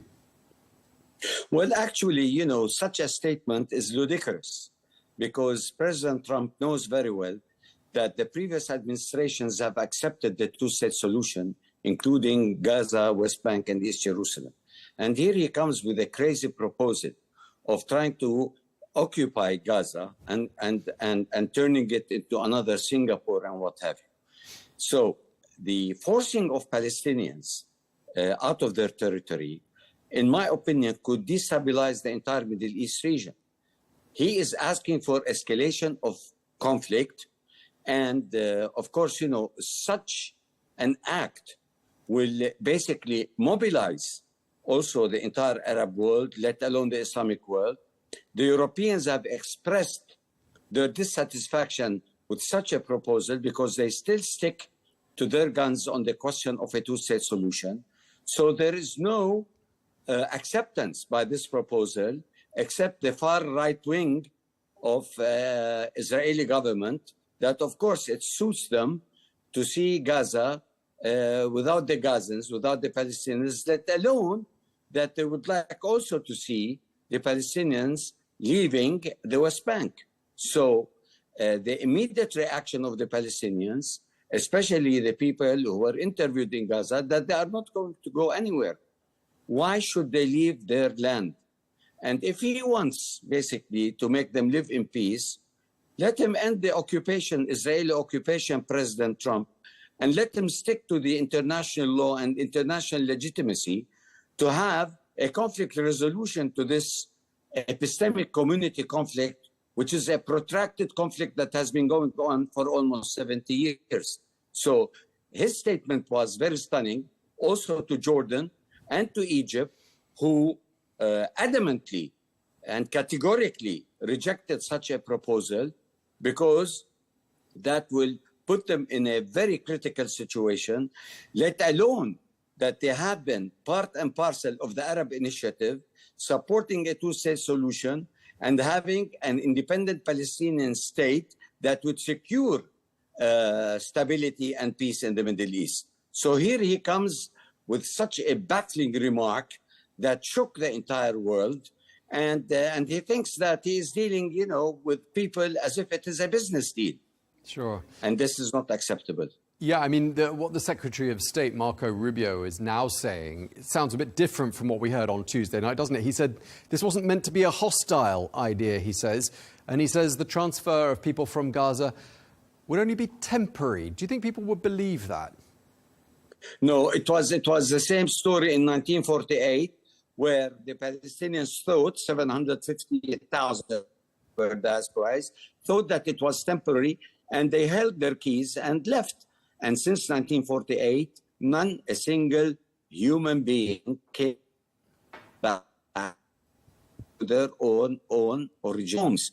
So what he is saying, he is trying to put some cosmetics on an improvised, I would say, non-calculative type of a statement that President Trump, and now they are trying basically to justify it in a positive manner. But the intention is very clear. They want to deport 2.2 million Palestinians living in Gaza, flattening Gaza, using Gaza for their own national interests when it comes to gas and oil. And flattening Gaza will basically, as far as Gaza is concerned, will secure its borders, and it will reap the benefit of the gas and oil with the United States, let alone believing that they will create summer resorts and what have you, will pay dividends. As he said, it will be the Riviera of the Middle East. I mean, this is something that is unbelievable. You cannot expect a president of the United States to be so naive in dealing with international politics and in a conflict that so many administrations try to, come with a resolution to this conflict, and they did not succeed because of the pressures of the Zionist lobby. But this guy comes and says to Israel, you stand aside, I will take care of business for you. Yeah, but you have to hand it to President Trump. He has at least put this issue in the news cycle. It is the top story on news channels all over the world. Everyone is talking about it.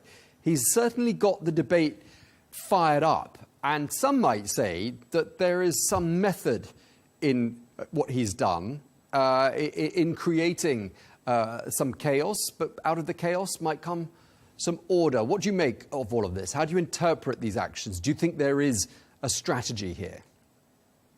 I don't think there is a strategy. This is what I call an improvised statement, and it was received like a nightmare for Egypt and Jordan, and a dream for Israel far-right government. And the other thing is that such a statement, he should have thought that the proposal risks undermining the ceasefire in Gaza and the continued release of hostages. So there are negative repercussions for such a statement, and it's not like a fine and dandy statement where he thinks that he could resolve the Palestinian issue by diasporizing the people from their own territory and land. No single Palestinian would accept that. No single Palestinian, no leadership would accept that. President Abbas will never accept this proposal. Neither the adjacent countries like Egypt and Jordan, and on top Saudi Arabia made it very clear.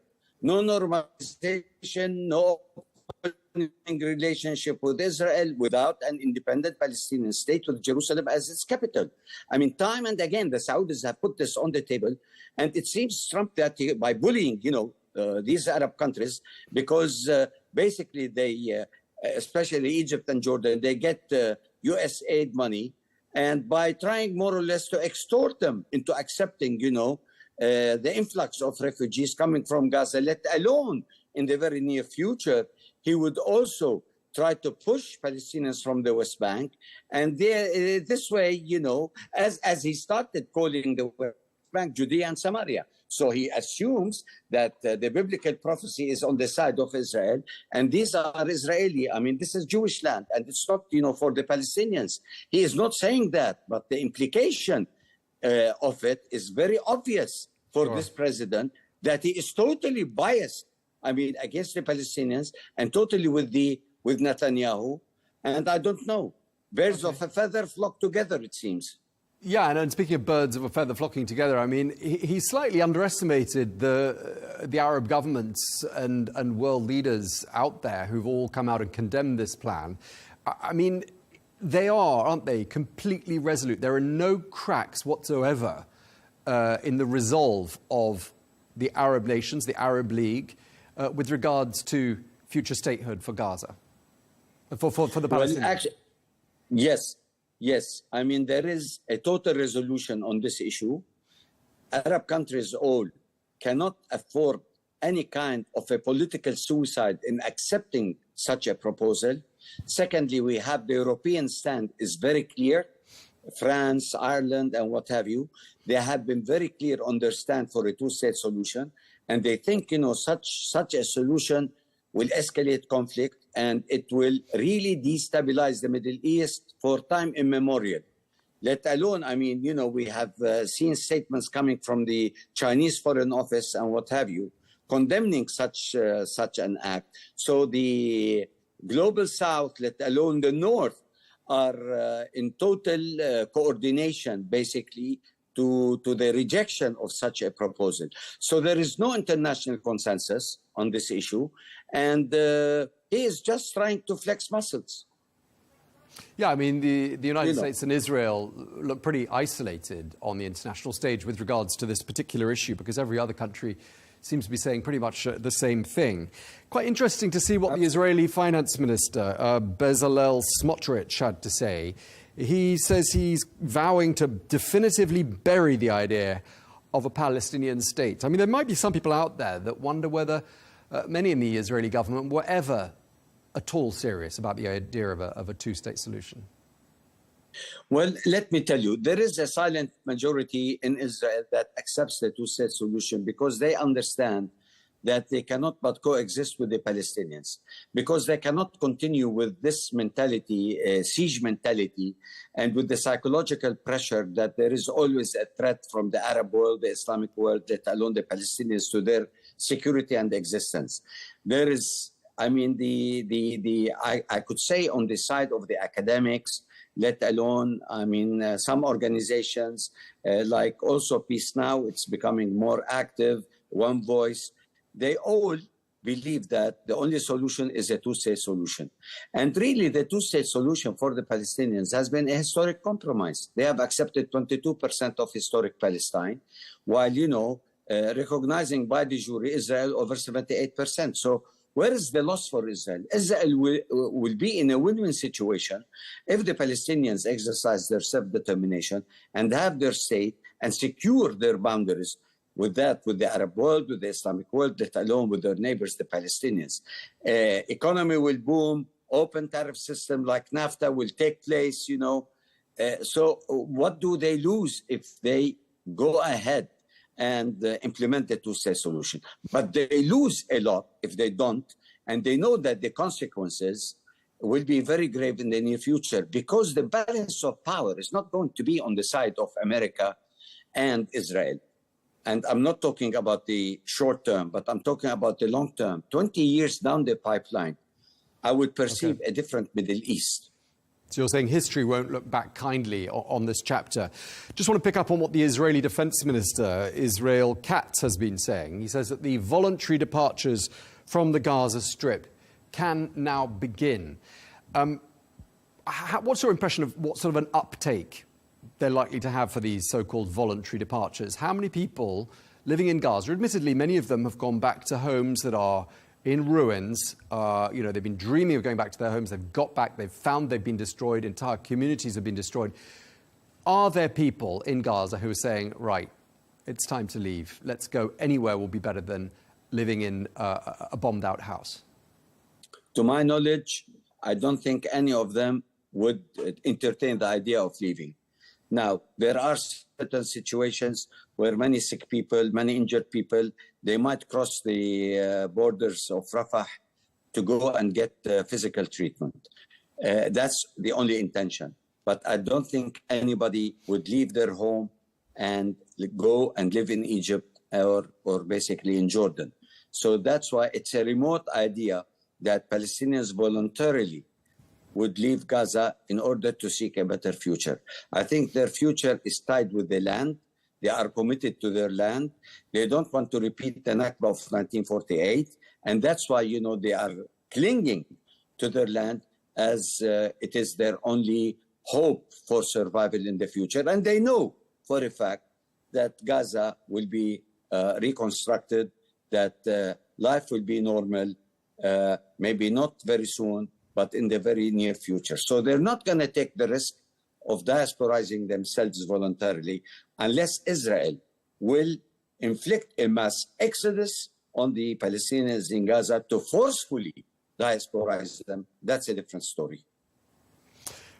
And just lastly, after 15 months or more than 15 months of warfare in Gaza, clearly the average person in Gaza isn't going to like, as you've been saying, these ideas that they could be voluntarily relocated to other countries that have already said they don't want to have them. But what do you think people's attitudes in Gaza are to Hamas now, after they've endured immense suffering? All the blame has been pinned on Hamas by Israel, the United States and other countries for why this war happened in the first place, which, let's not forget, was the result of horrific events on the 7th of October 2023.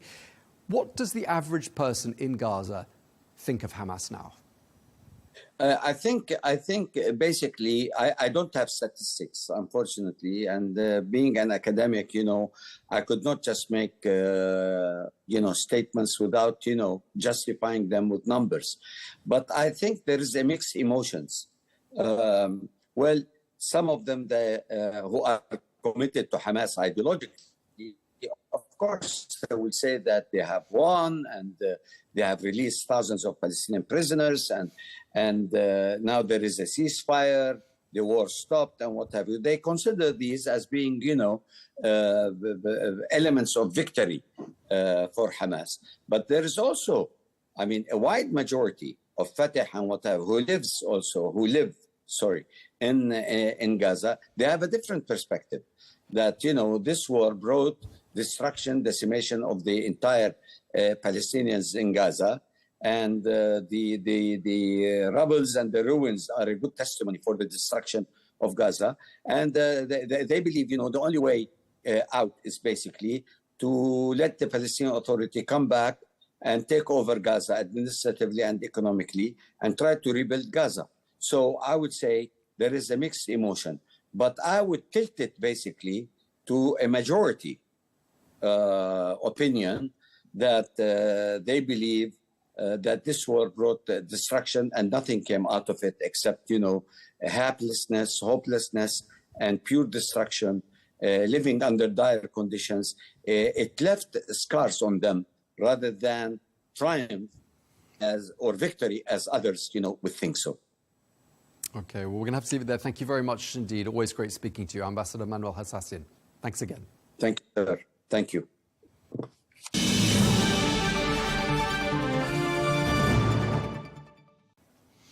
Well, in line with President Trump's Gaza plan, Israel has ordered its military to prepare for what it has described as the voluntary relocation of Palestinians from Gaza. That's assuming that any of them want to leave their homes.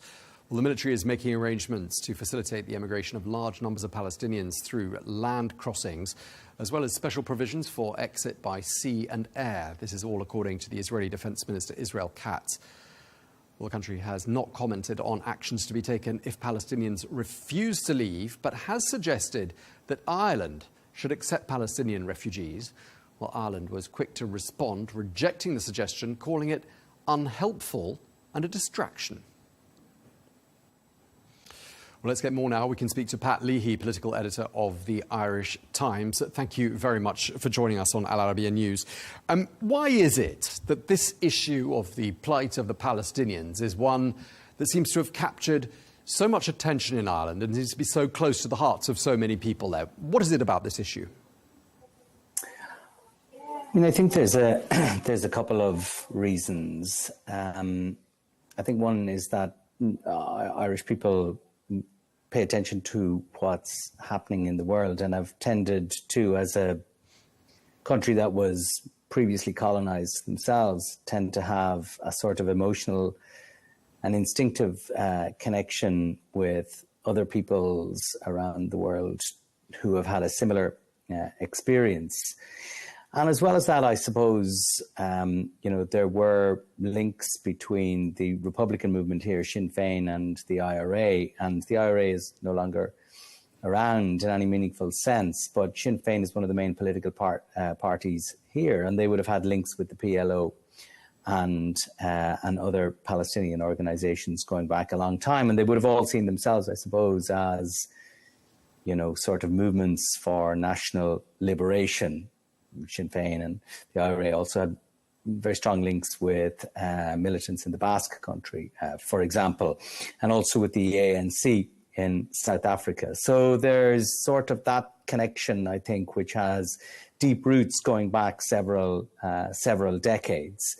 And I suppose another reason may be that there was never a significant Jewish community in Ireland. There's a small Jewish community in Ireland and has been for a long time, but it is not terribly numerous and never played a significant role in our politics here in the way that you might have seen in places like the EU and the UK. So there's never one simple answer to these sort of questions, I suppose. There's always a number of dreams running into it. Yeah, and you mentioned Sinn Féin, and we've heard from the Sinn Féin leader, Mary Lou MacDonald, saying it is the desire of the Irish people to be on the right side of history. Obviously, that's in reference to what's happening in Gaza. I mean, is that opinion, and are these opinions shared right across the political spectrum in Ireland, or does it depend really from one area to another, or one political allegiance to another? I mean, yes and no, I suppose, is the answer to that.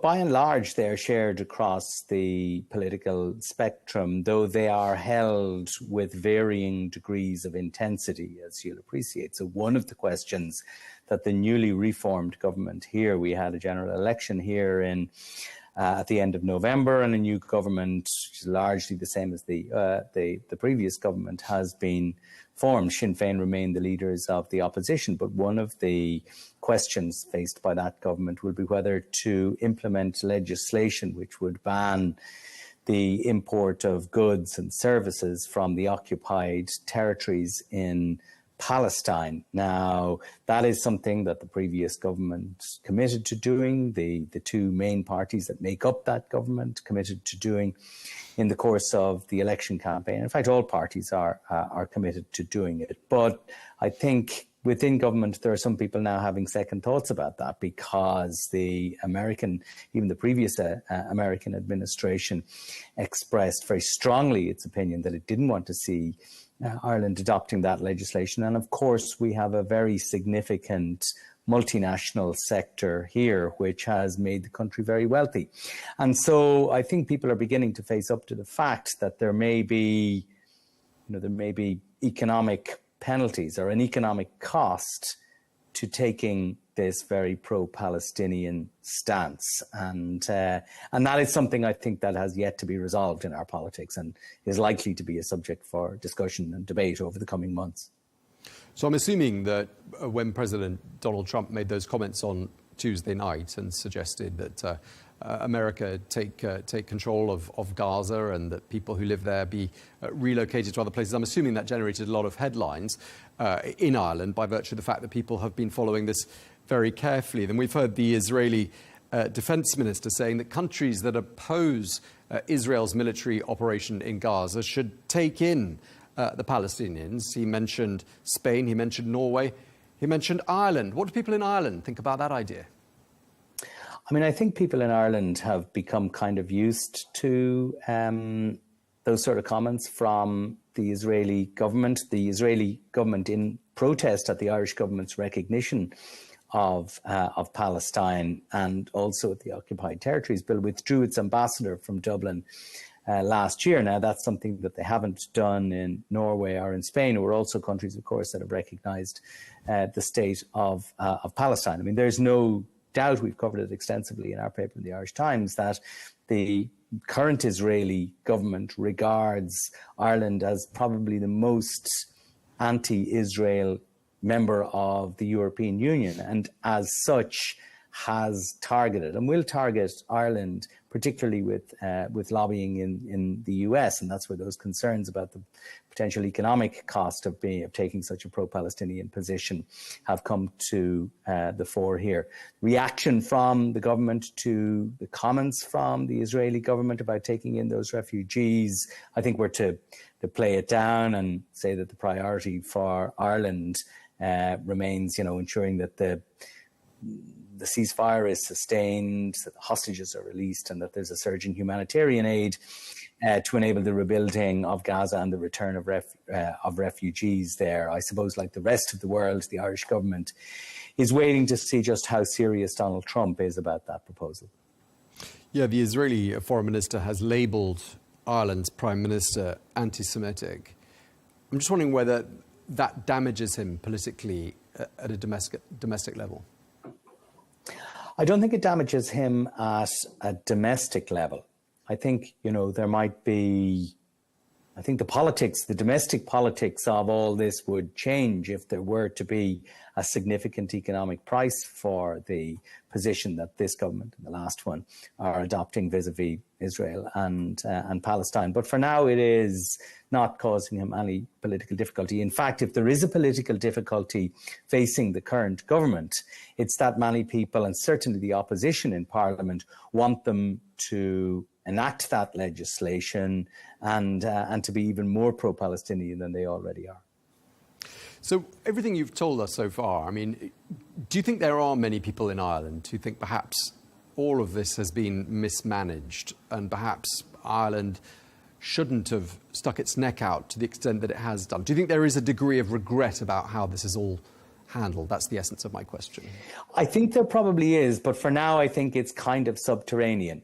I think it will come to the fore if, as I say, there's a significant economic price. If, for instance, US multinationals, which contribute so much to corporation tax revenues in Ireland, if they were to begin leaving. Now, they face, Ireland faces other, dangers with the uncertainty brought around by the Trump administration and his, strongly America first, economically nationalist policies. He's looking to bring American companies home to the US, and many of those companies are here, but they are here because they want to do business with the rest of the world, because they want to do business with the European Union. Don't think that's likely to change. But you're looking at a situation of grave uncertainty where, the Trump administration isn't directly related to Israel-Palestine, of course, but they're talking about sanctions, or they're talking about tariffs on the EU. Ireland's a member of the EU. So whilst our economic fortunes have been very much on the up for the last number of years, I think people here are very keenly aware of the fact that neither the government nor the country can rely on that obtaining into the future. And if there is an economic shock, of course the politics changes here. Isn't that what happens everywhere? Yeah, one of the reasons why the Israeli foreign minister singled out Ireland is, of course, because Ireland recognises a Palestinian state, along with the other countries I mentioned, Spain, Norway, and others. I'm just wondering whether, perhaps Ireland is trying to lobby or persuade other countries to follow in their footsteps so that perhaps Ireland won't be singled out for any punitive measures. I mean, have you heard any such overtures by the political class there? I think there was certainly significant efforts to persuade other European countries to recognise Palestine last year. I think the former Taoiseach Leo Varadkar's successor, Simon Harris, who's now the Deputy Prime Minister, I think they were very much involved in talking to Spain, talking to Norway, talking to some other EU countries who would largely have historically been seen as being more in the pro-Palestine camp. But I suppose one of the difficulties at EU level is that there's such a divergence of opinions there as well. You've got countries like Ireland and Spain who have very much taken up the Palestinian cause, and you have other countries like Germany and Austria, for various historical reasons, I suppose, that tend to be an awful lot more sensitive to Israel's needs. But yes, is the answer. The short answer to your question. Ireland certainly has been talking to other countries about recognition, but I suppose we're all in a sort of a new context now, and I think the hope in Ireland is that the ceasefire holds, and that the sort of political pungency of this issue is diminished both domestically and internationally. And just lastly, Pat, I mean, would you say overall this whole issue of the plight of the Palestinians has united the Irish as a people in terms of the collective opinion and the stance that's been taken by the government? Or would you say that it's something that's had the opposite effect and ended up fracturing society and creating fractious debate? I mean, I don't think it's done either, really. I think it'd be going too far to say that it has united people. There is certainly, I think it's fair to say, fairly broad public political support for the position of the Palestinians here, and that in international affairs, and that particular aspect of international affairs have become, through the debate over the Occupied Territories Bill that I referred to earlier, have become a part of domestic political debate here. But I think it'll be going too far to say that it is either united or divided the country. It's one more political issue on the domestic agenda. Okay, we're going to leave it there. Thank you very much indeed for your time today. Pat Leahy, political editor for the Irish Times. Really appreciate it.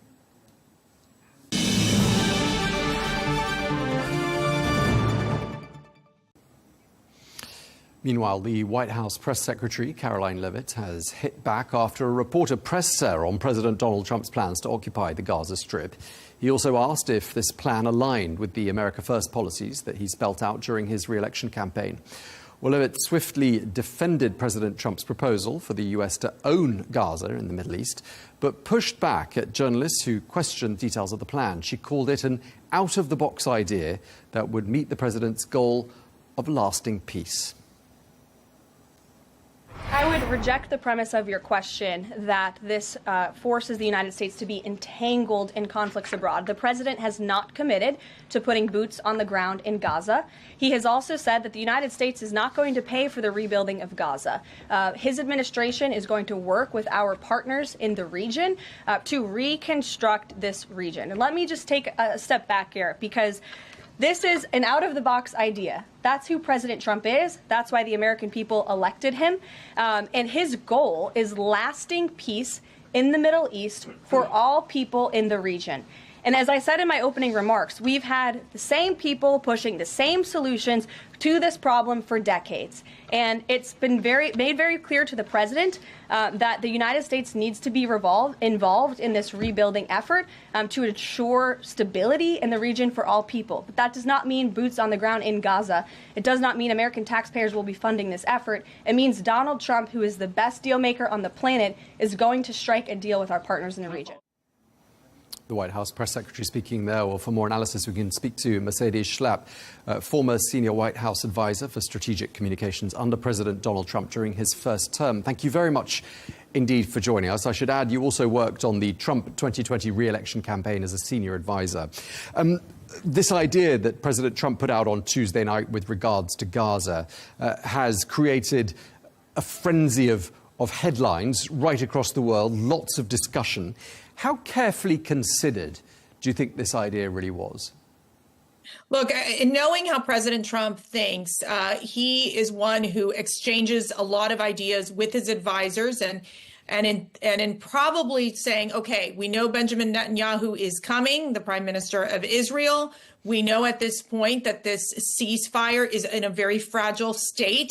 We need to get it to a point where the ceasefire can really stick. And we need to ensure that the Arab nations also play a role in ensuring that that figuring out what the future solutions are for Gaza. As we know, it's been significantly demolished and bombed during this period of time. It's been under the control of the terrorist Hamas, who obviously have oppressed their own Palestinian people and have targeted the Israeli citizens. And so I think for President Trump, he's big into the shock and awe, and he wants to put it out there to be like, well, how are we going to rebuild this? How is this going to go? And of course, it causes huge fury, whether it be from the Democrat Party, from the media, obviously from other global partners, in trying to decipher what President Trump really is trying to accomplish here. And I think the goal is to ensure that the Arab nations know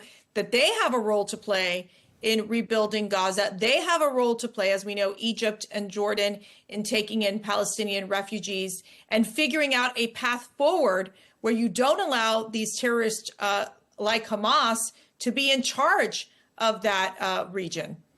Yeah, but countries like Egypt and Jordan that have already got large numbers of Palestinian refugees dating back to 1948 when the State of Israel was established, you know, why should they have to carry the burden? That's the question they're asking. And if President Trump wanted them... And why should, you know, any of these countries carry the burden? Right, why can't they stay in Gaza, which is where they've lived for generations, where their ancestors are buried? Right, but you have to rebuild that infrastructure in Gaza. You have to make sure, as you know, the unemployment rate amongst Palestinian youth is skyrocketing. It's figuring out how can you rebuild it to a point that it is an ability of a livable conditions in that area.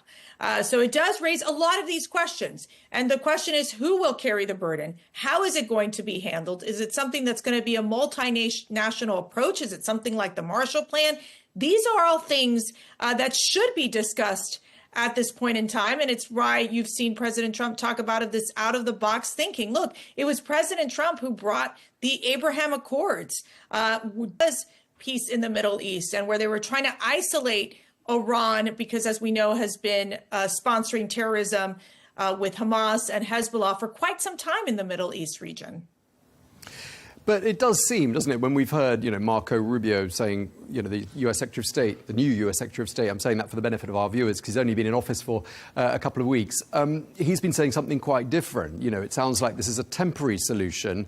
You know, people can go and live in another country and then come back to a reconstructed Gaza. I mean, it makes us in the outside of Washington think this is all a little bit improvised, and people are sort of feeling their way in the dark, putting out ideas that haven't really been carefully thought through.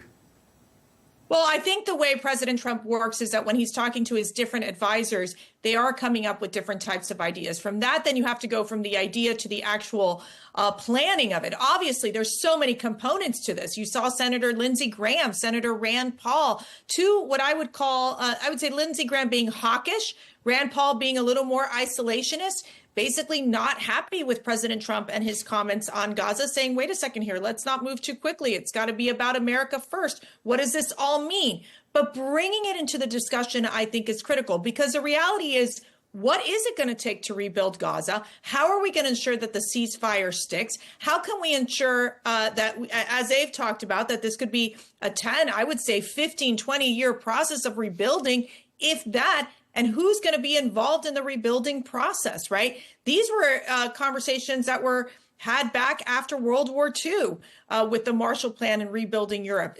What is this approach going to take? And I think Donald Trump is one, and we saw this in the case of Greenland, in the case of Panama Canal, where he's putting out an idea.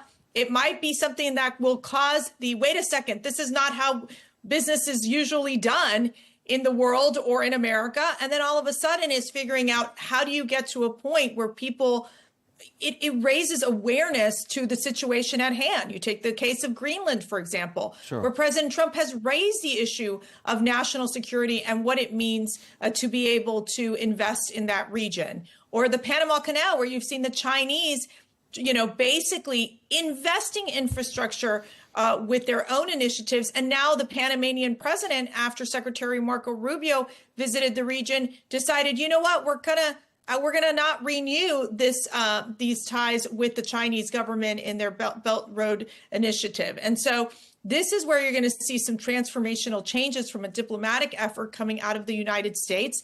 And so I think with the Gaza question, it really, I think, woke people up to say, well, what are we going to do in the region? What does this mean? How do we establish an area that could be a place that for people to go back to their country if they want to.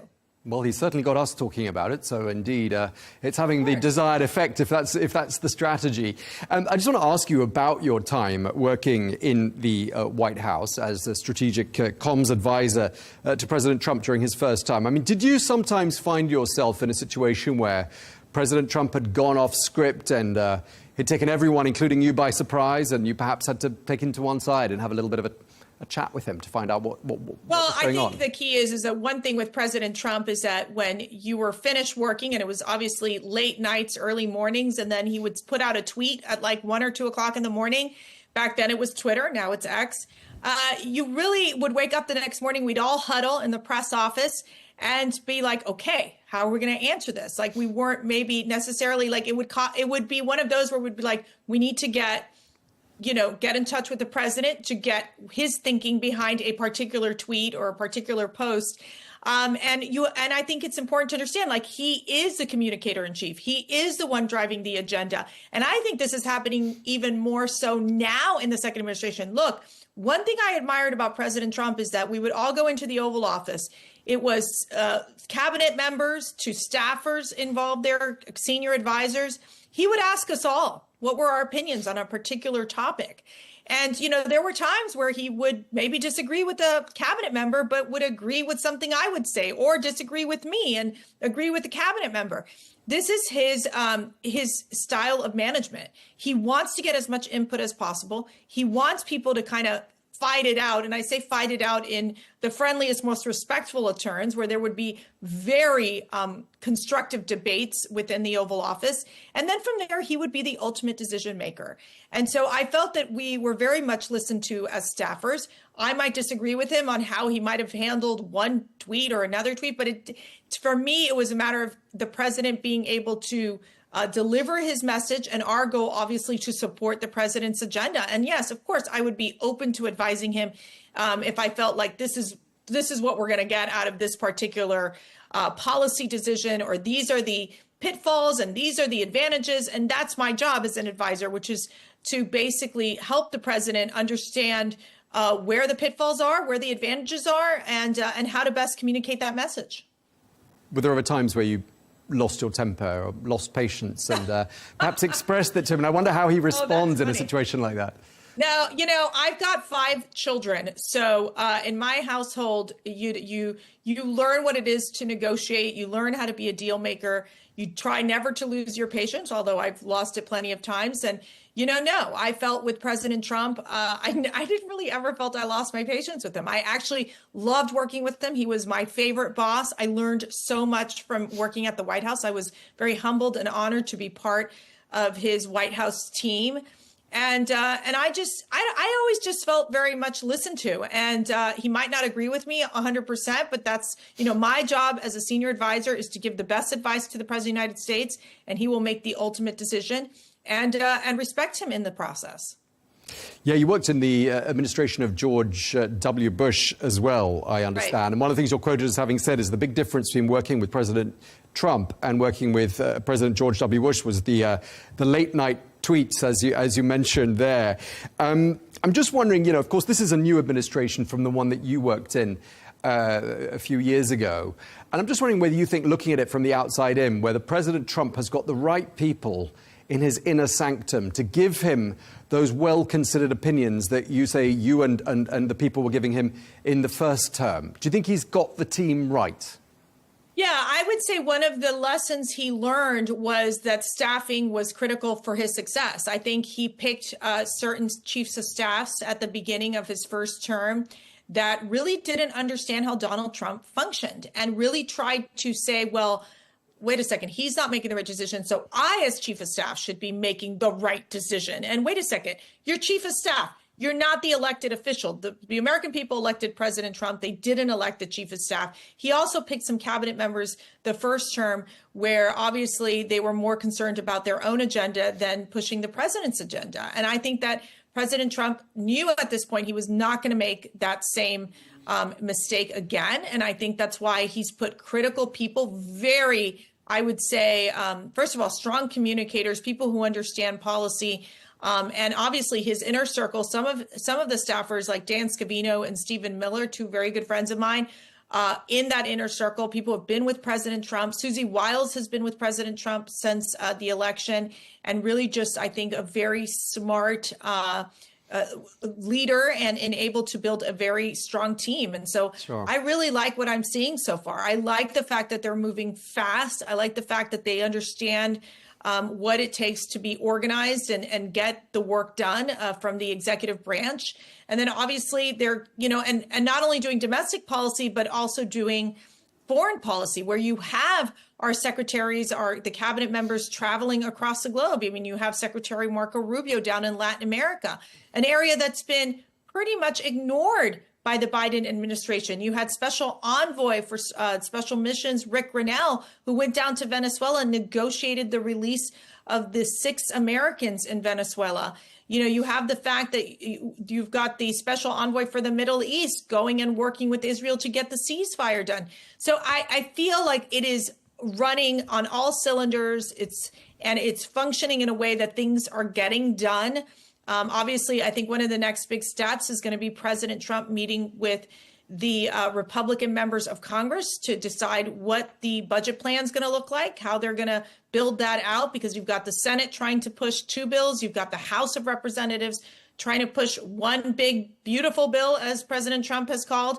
And they're having that infighting right now of what can deliver quicker results in getting President Trump's mandate, America First mandate, funded quickly.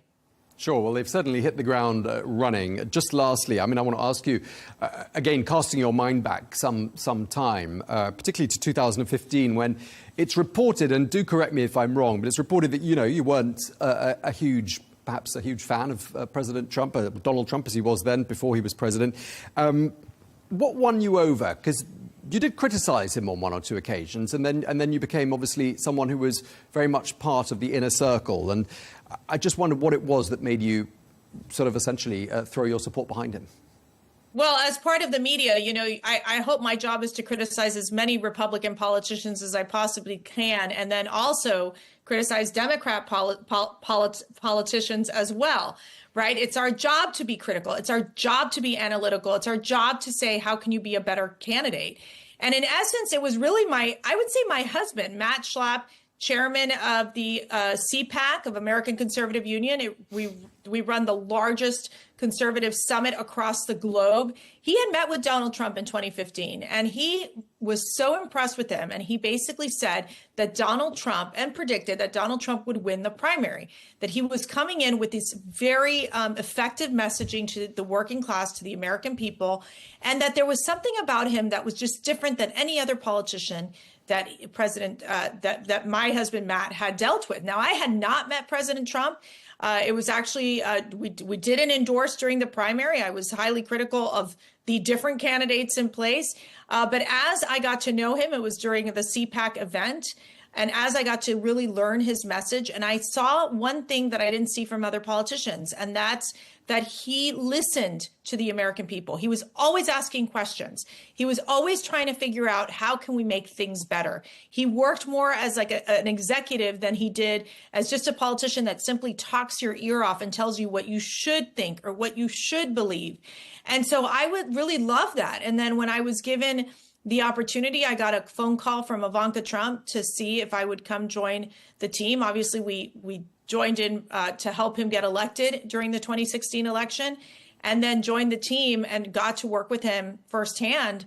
I was very impressed with his management skills. I loved how he incorporated so many women into his administration and listened to us when we were basically asked, our opinion about one policy or the other, and how he was able to deliver so much during the first term, considering the fact that he had the FBI trying to take him out, which I think caused a huge problem with the whole Russian hoax. And then following that, then you have the Democrats basically trying to put the man in jail after, impeaching him. It is just gross to see what the left has done to try to destroy Donald Trump. And yet you see a man who's victorious, a man who survived 2 assassination attempts, and a man who I think has really done so much to rebuild, and will do so much to rebuild America, because as we know, we've had a president for the past 4.5 years that the media didn't even question his mental capabilities. And President Biden did barely anything during those 4 years to strengthen America. So I think it's great to see how President Trump has really grown in the job, and how he's now just executing and getting the work done, and knowing that there's limited time to do so. Wow, we've got so much more I wanted to talk to you about, but I'm afraid we're out of time. Please do come and talk to us again. It's been a real pleasure speaking to you. Well, thanks for having me. Mercedes Schlapp, thank you very much indeed for your time today.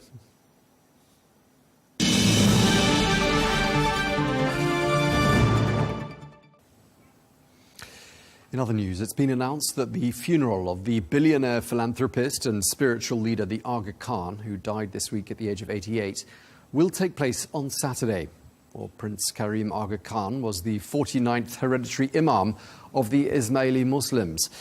Well, he passed away peacefully in Lisbon, Portugal. Well, through his charity, the Aga Khan Development Network, he was able to help people and causes right across the globe. Well, he became a leading owner and breeder of racehorses. Well, the prince had an estimated fortune of around $1 billion. That's according to a report by Forbes back in 2008. Meanwhile, King Charles III, the reigning monarch of the United Kingdom, is understood to be deeply saddened by the death of the philanthropist, who was a friend both to himself and his late mother, Queen Elizabeth II. Well, the UN Secretary-General Antonio Guterres described him as a symbol of peace, tolerance and compassion in our troubled world. Meanwhile, the Pakistani Prime Minister Shehbaz Sharif has paid tribute to the prince, describing him as a man of faith, vision and generosity, and a remarkable leader. Well, Prince Rahim Al Hosseini has been named as the new Aga Khan, spiritual leader of millions of Shia Ismaili Muslims around the world. He'll take on that role from his father. Well, for more, we can speak now to Lord Sarfraz, a philanthropist and member of the British House of Lords. Thank you very much indeed for taking the time to speak to us. It's been announced that the Aga Khan's funeral will take place in Lisbon on Saturday. And just before we crossed you, I was reading a tribute to the Aga Khan that you yourself wrote. You described him as having been a hero of yours, and I was wondering why that was. Well, I've been a huge admirer of his work for many, many years. I mean, what is there not to admire? He was one of the greatest statesmen of our time. Yet he had no state. He had no land, no government, no army. Yet he had this incredible influence and goodwill all around the world. He was a master diplomat, built up relationships with heads of state, heads of government, with our own king. He'd be as comfortable in the White House as he would in a village in the Himalayas with a member of his community. And he built this incredible development network, which is unlike any other international organization and benefits millions of people every single day, not from within his community, but everyone now across the developing world. And the sort of things that they deliver, hospitals, schools, microfinance programs, universities, these are world class. So they're not sort of low budget projects in developing countries. These are world class institutions offered to those who need them most. And some of these hospitals and universities are much better than you'd find in many developed countries. And so what is there not to admire about a lifetime, almost 70 years of nothing but service? Indeed, Lord Sarfraz, and that's, one of the reasons perhaps why world leaders have been paying tribute to him. We've heard the UN Secretary-General Antonio Guterres calling him a symbol of peace, tolerance and compassion in our troubled world. Then we've had the Canadian Prime Minister Justin Trudeau calling him not just a very good friend, but an extraordinarily compassionate global leader. I mean, it's no exaggeration, is it, to say that he himself was a global leader and a world leader. That's what you've been saying. Some also go a bit further. They say he was the builder of bridges. What do you think they mean by that? Well, I think he took his responsibilities and his influence very seriously. And he stayed clear of lots of geopolitical debates. He stayed clear of theological debates. He sat above that. And what he's left behind is his community.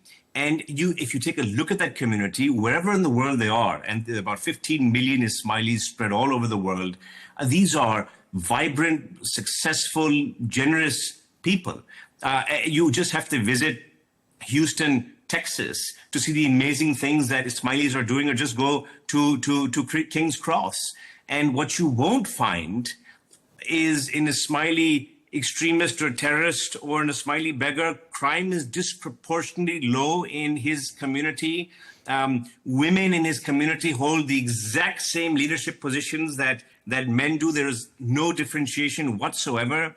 And from what I know of many Ismailis, is that in his community, the concept of service was a privilege. You had to earn the right to serve. People would line up physically in order to serve, whether that's to provide humanitarian assistance at a disaster site or donate their time or money. They had to earn it. And then in some community centers, they'd be giving a badge which said, work, no words. Indeed, it's interesting because he told Vanity Fair magazine in 2012, quote, the Islamic ethic is that God has given you the capacity or the good fortune to be a privileged individual in society. You have a moral responsibility to society. But what do you think he made of the modern world? Well, I mean, he was incredible. Over his tenure as the Aga Khan, the world saw lots and lots of changes.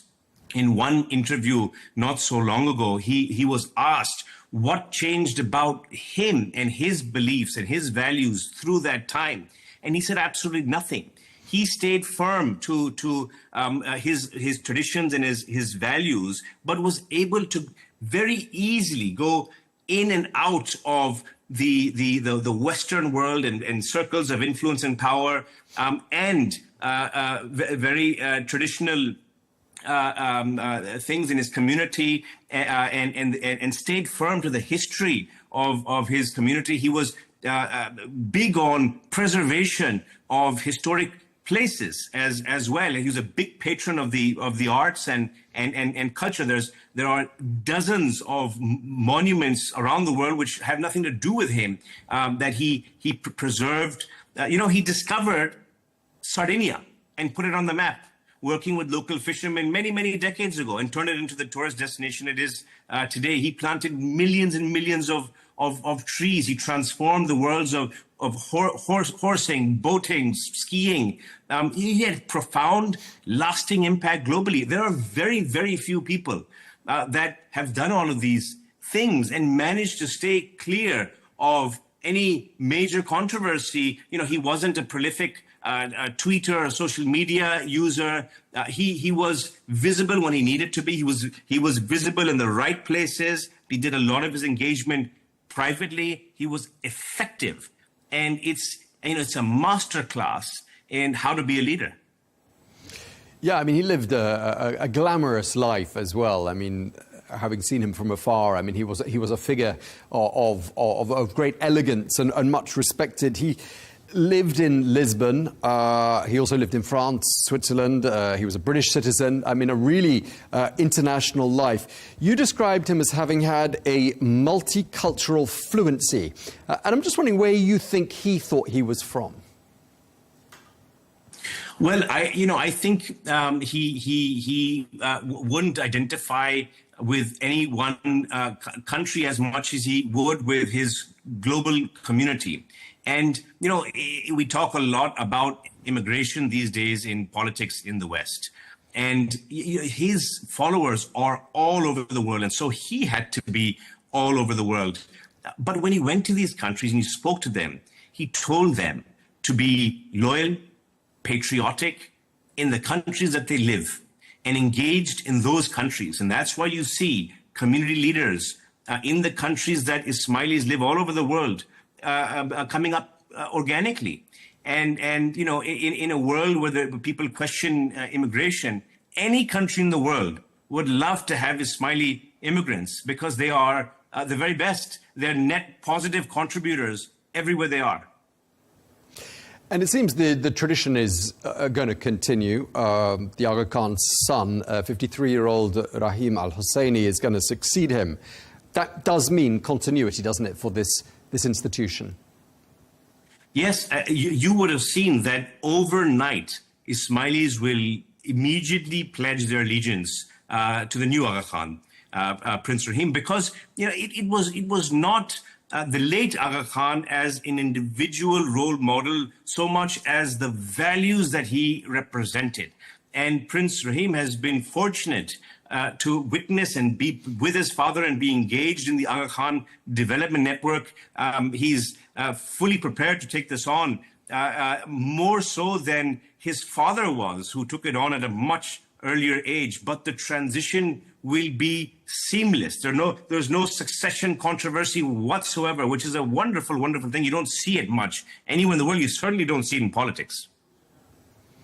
Yeah, I once saw the Aga Khan at the ARC races in Paris, and I think it's very difficult to think of the Aga Khan without thinking of horses. I mean, thoroughbred racing, breeding, perhaps his greatest passions after the causes that he championed. Fair to say? Absolutely. He was passionate, and whatever he did in his life, the passions that he pursued them at scale and with great impact. And he made a mark on all of these areas. I mean, he was an Olympic skier in his early days. That was a passion. Boating was a passion. And so that passion, I think you'll see in his community as well. He demonstrated that you can get to the top of whatever career or profession that you want to. And this is what he kept telling them from what I know. I'm not an Ismaili, but he told them to be passionate, to work hard, and to stay clear of all of the sort of controversy. There was an incident in which some of his community members were attacked, and many lost their lives in that attack. But he instructed his followers not to go onto social media, not to protest, no aggression, no retaliation. He was a peacemaker, and you don't see that at all in the modern day anywhere. Just lastly, and very briefly, if you will, some describe him as a business magnate. He was, of course, a billionaire. He was a philanthropist, a spiritual man, a regal icon. Which label, of all of the many labels that are attached to the late Aga Khan, which one do you think is the most apt?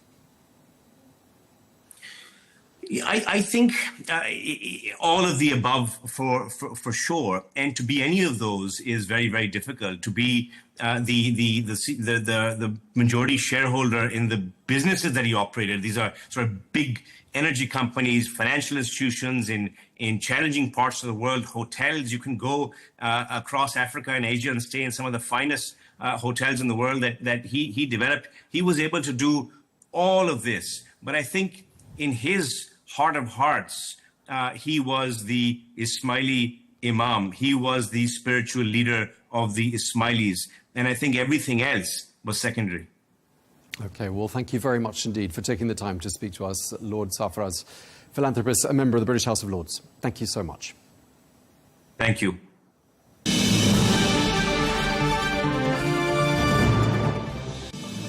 That is all we have time for on Global News today. Thank you very much indeed for watching. Be sure to join us again tomorrow for more exclusive interviews. Until then, bye-bye.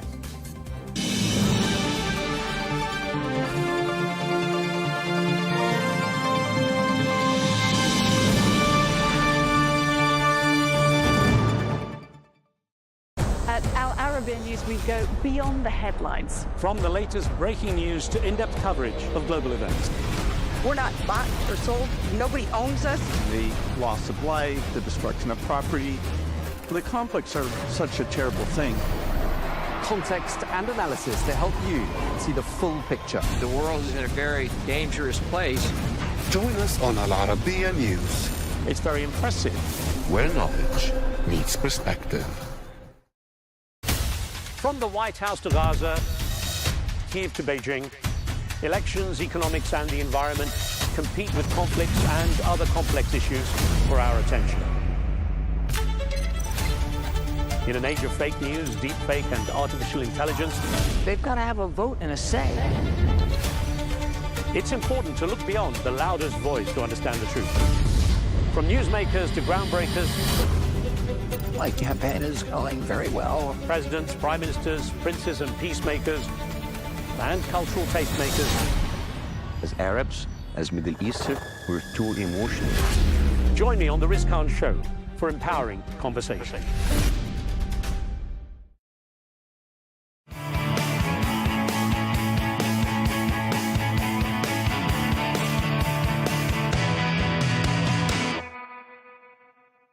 New York.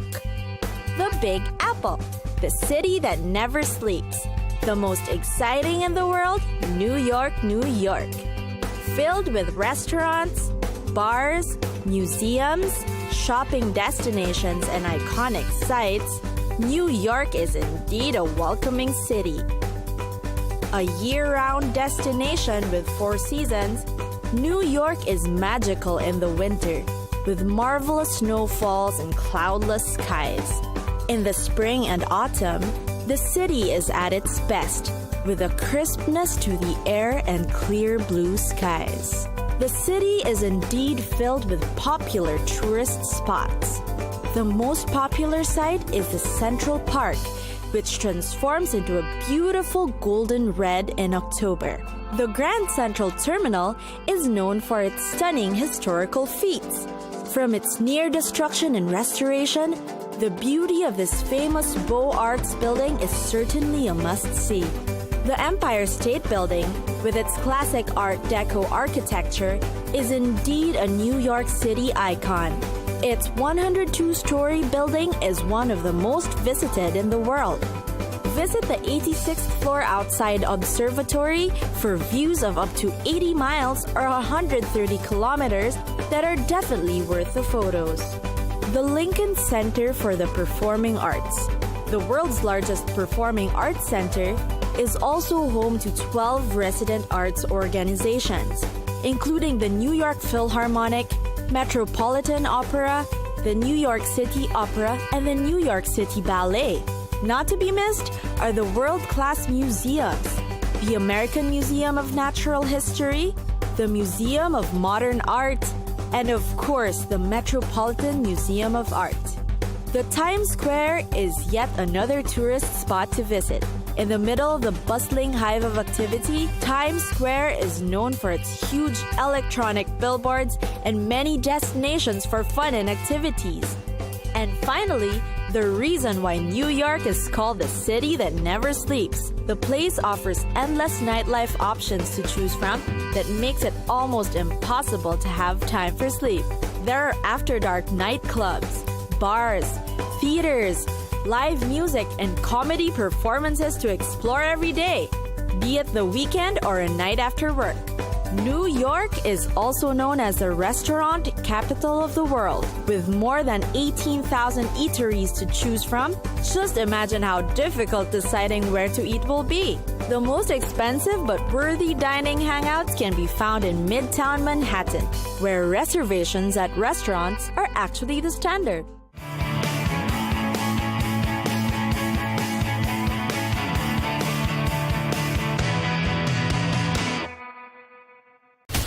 From the White House to Gaza, Kyiv to Beijing, elections, economics and the environment compete with conflicts and other complex issues for our attention. In an age of fake news, deepfake and artificial intelligence, they've got to have a vote and a say. It's important to look beyond the loudest voice to understand the truth. From newsmakers to groundbreakers, My campaign is going very well. Presidents, prime ministers, princes and peacemakers, and cultural tastemakers.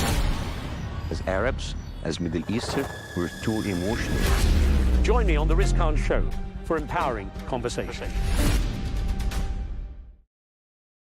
At Arabiya News, we go beyond the headlines. From the latest breaking news to in-depth coverage of global events. We're not bought or sold. Nobody owns us. The loss of life, the destruction of property. The conflicts are such a terrible thing. Context and analysis to help you see the full picture. The world is in a very dangerous place. Join us on Arabiya News, It's very impressive. where knowledge meets perspective.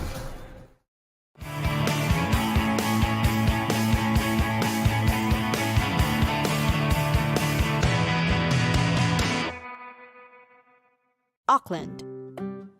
Auckland is known as a city of many lovers, according to its Maori name Tamaki Makura, as those lovers wanted the place so badly that they fought over it for centuries.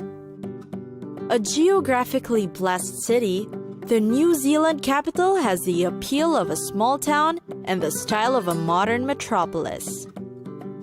Auckland Museum is one of the country's most recognized heritage locations. The 84-year-old museum houses the most comprehensive collection of Maori and Pacific Islander art in the Southern Hemisphere. On display are graphic textiles, carvings, some of the war canoes, ware or the traditional Maori meeting houses, as well as other 18th and 19th century portraits. Devonport is a self-contained late Victorian neighborhood of historic sites, including North Head, a British fort dating back to 1887. There are also popular cafes and restaurants within it. Find two of Auckland's picture-perfect beaches or climb to the top of Mount Victoria for 360-degree views of the city, Hauraki Gulf, and the North Shore. Waiheke Island is a place for a quick island escape. Worth visiting are the Little Onaroa, Palm Beach, and the mile-long Onatangi. Fancy a dinner nearby with a great view of the beach. A diverse mix of gustatory pleasures, Auckland is also ideal for food trips.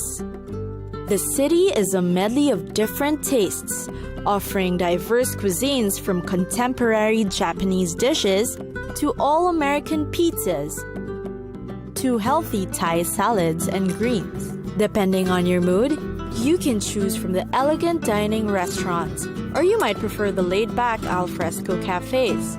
Shopping also keeps the city abuzz. Specialty stores include rare and vintage finds, from the gardening books and electric furniture, fiesta dinnerware and old photographs, as well as restored goods, such as vintage wooden cutting boards, Southern French crockery, and white enamel cookware.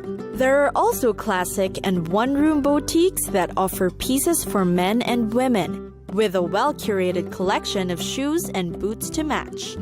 You may also find shops featuring own-brand clothes and jewelry for men and women, sold alongside a distinct merchandise mix of non-clothing items that reflect the owner's interests.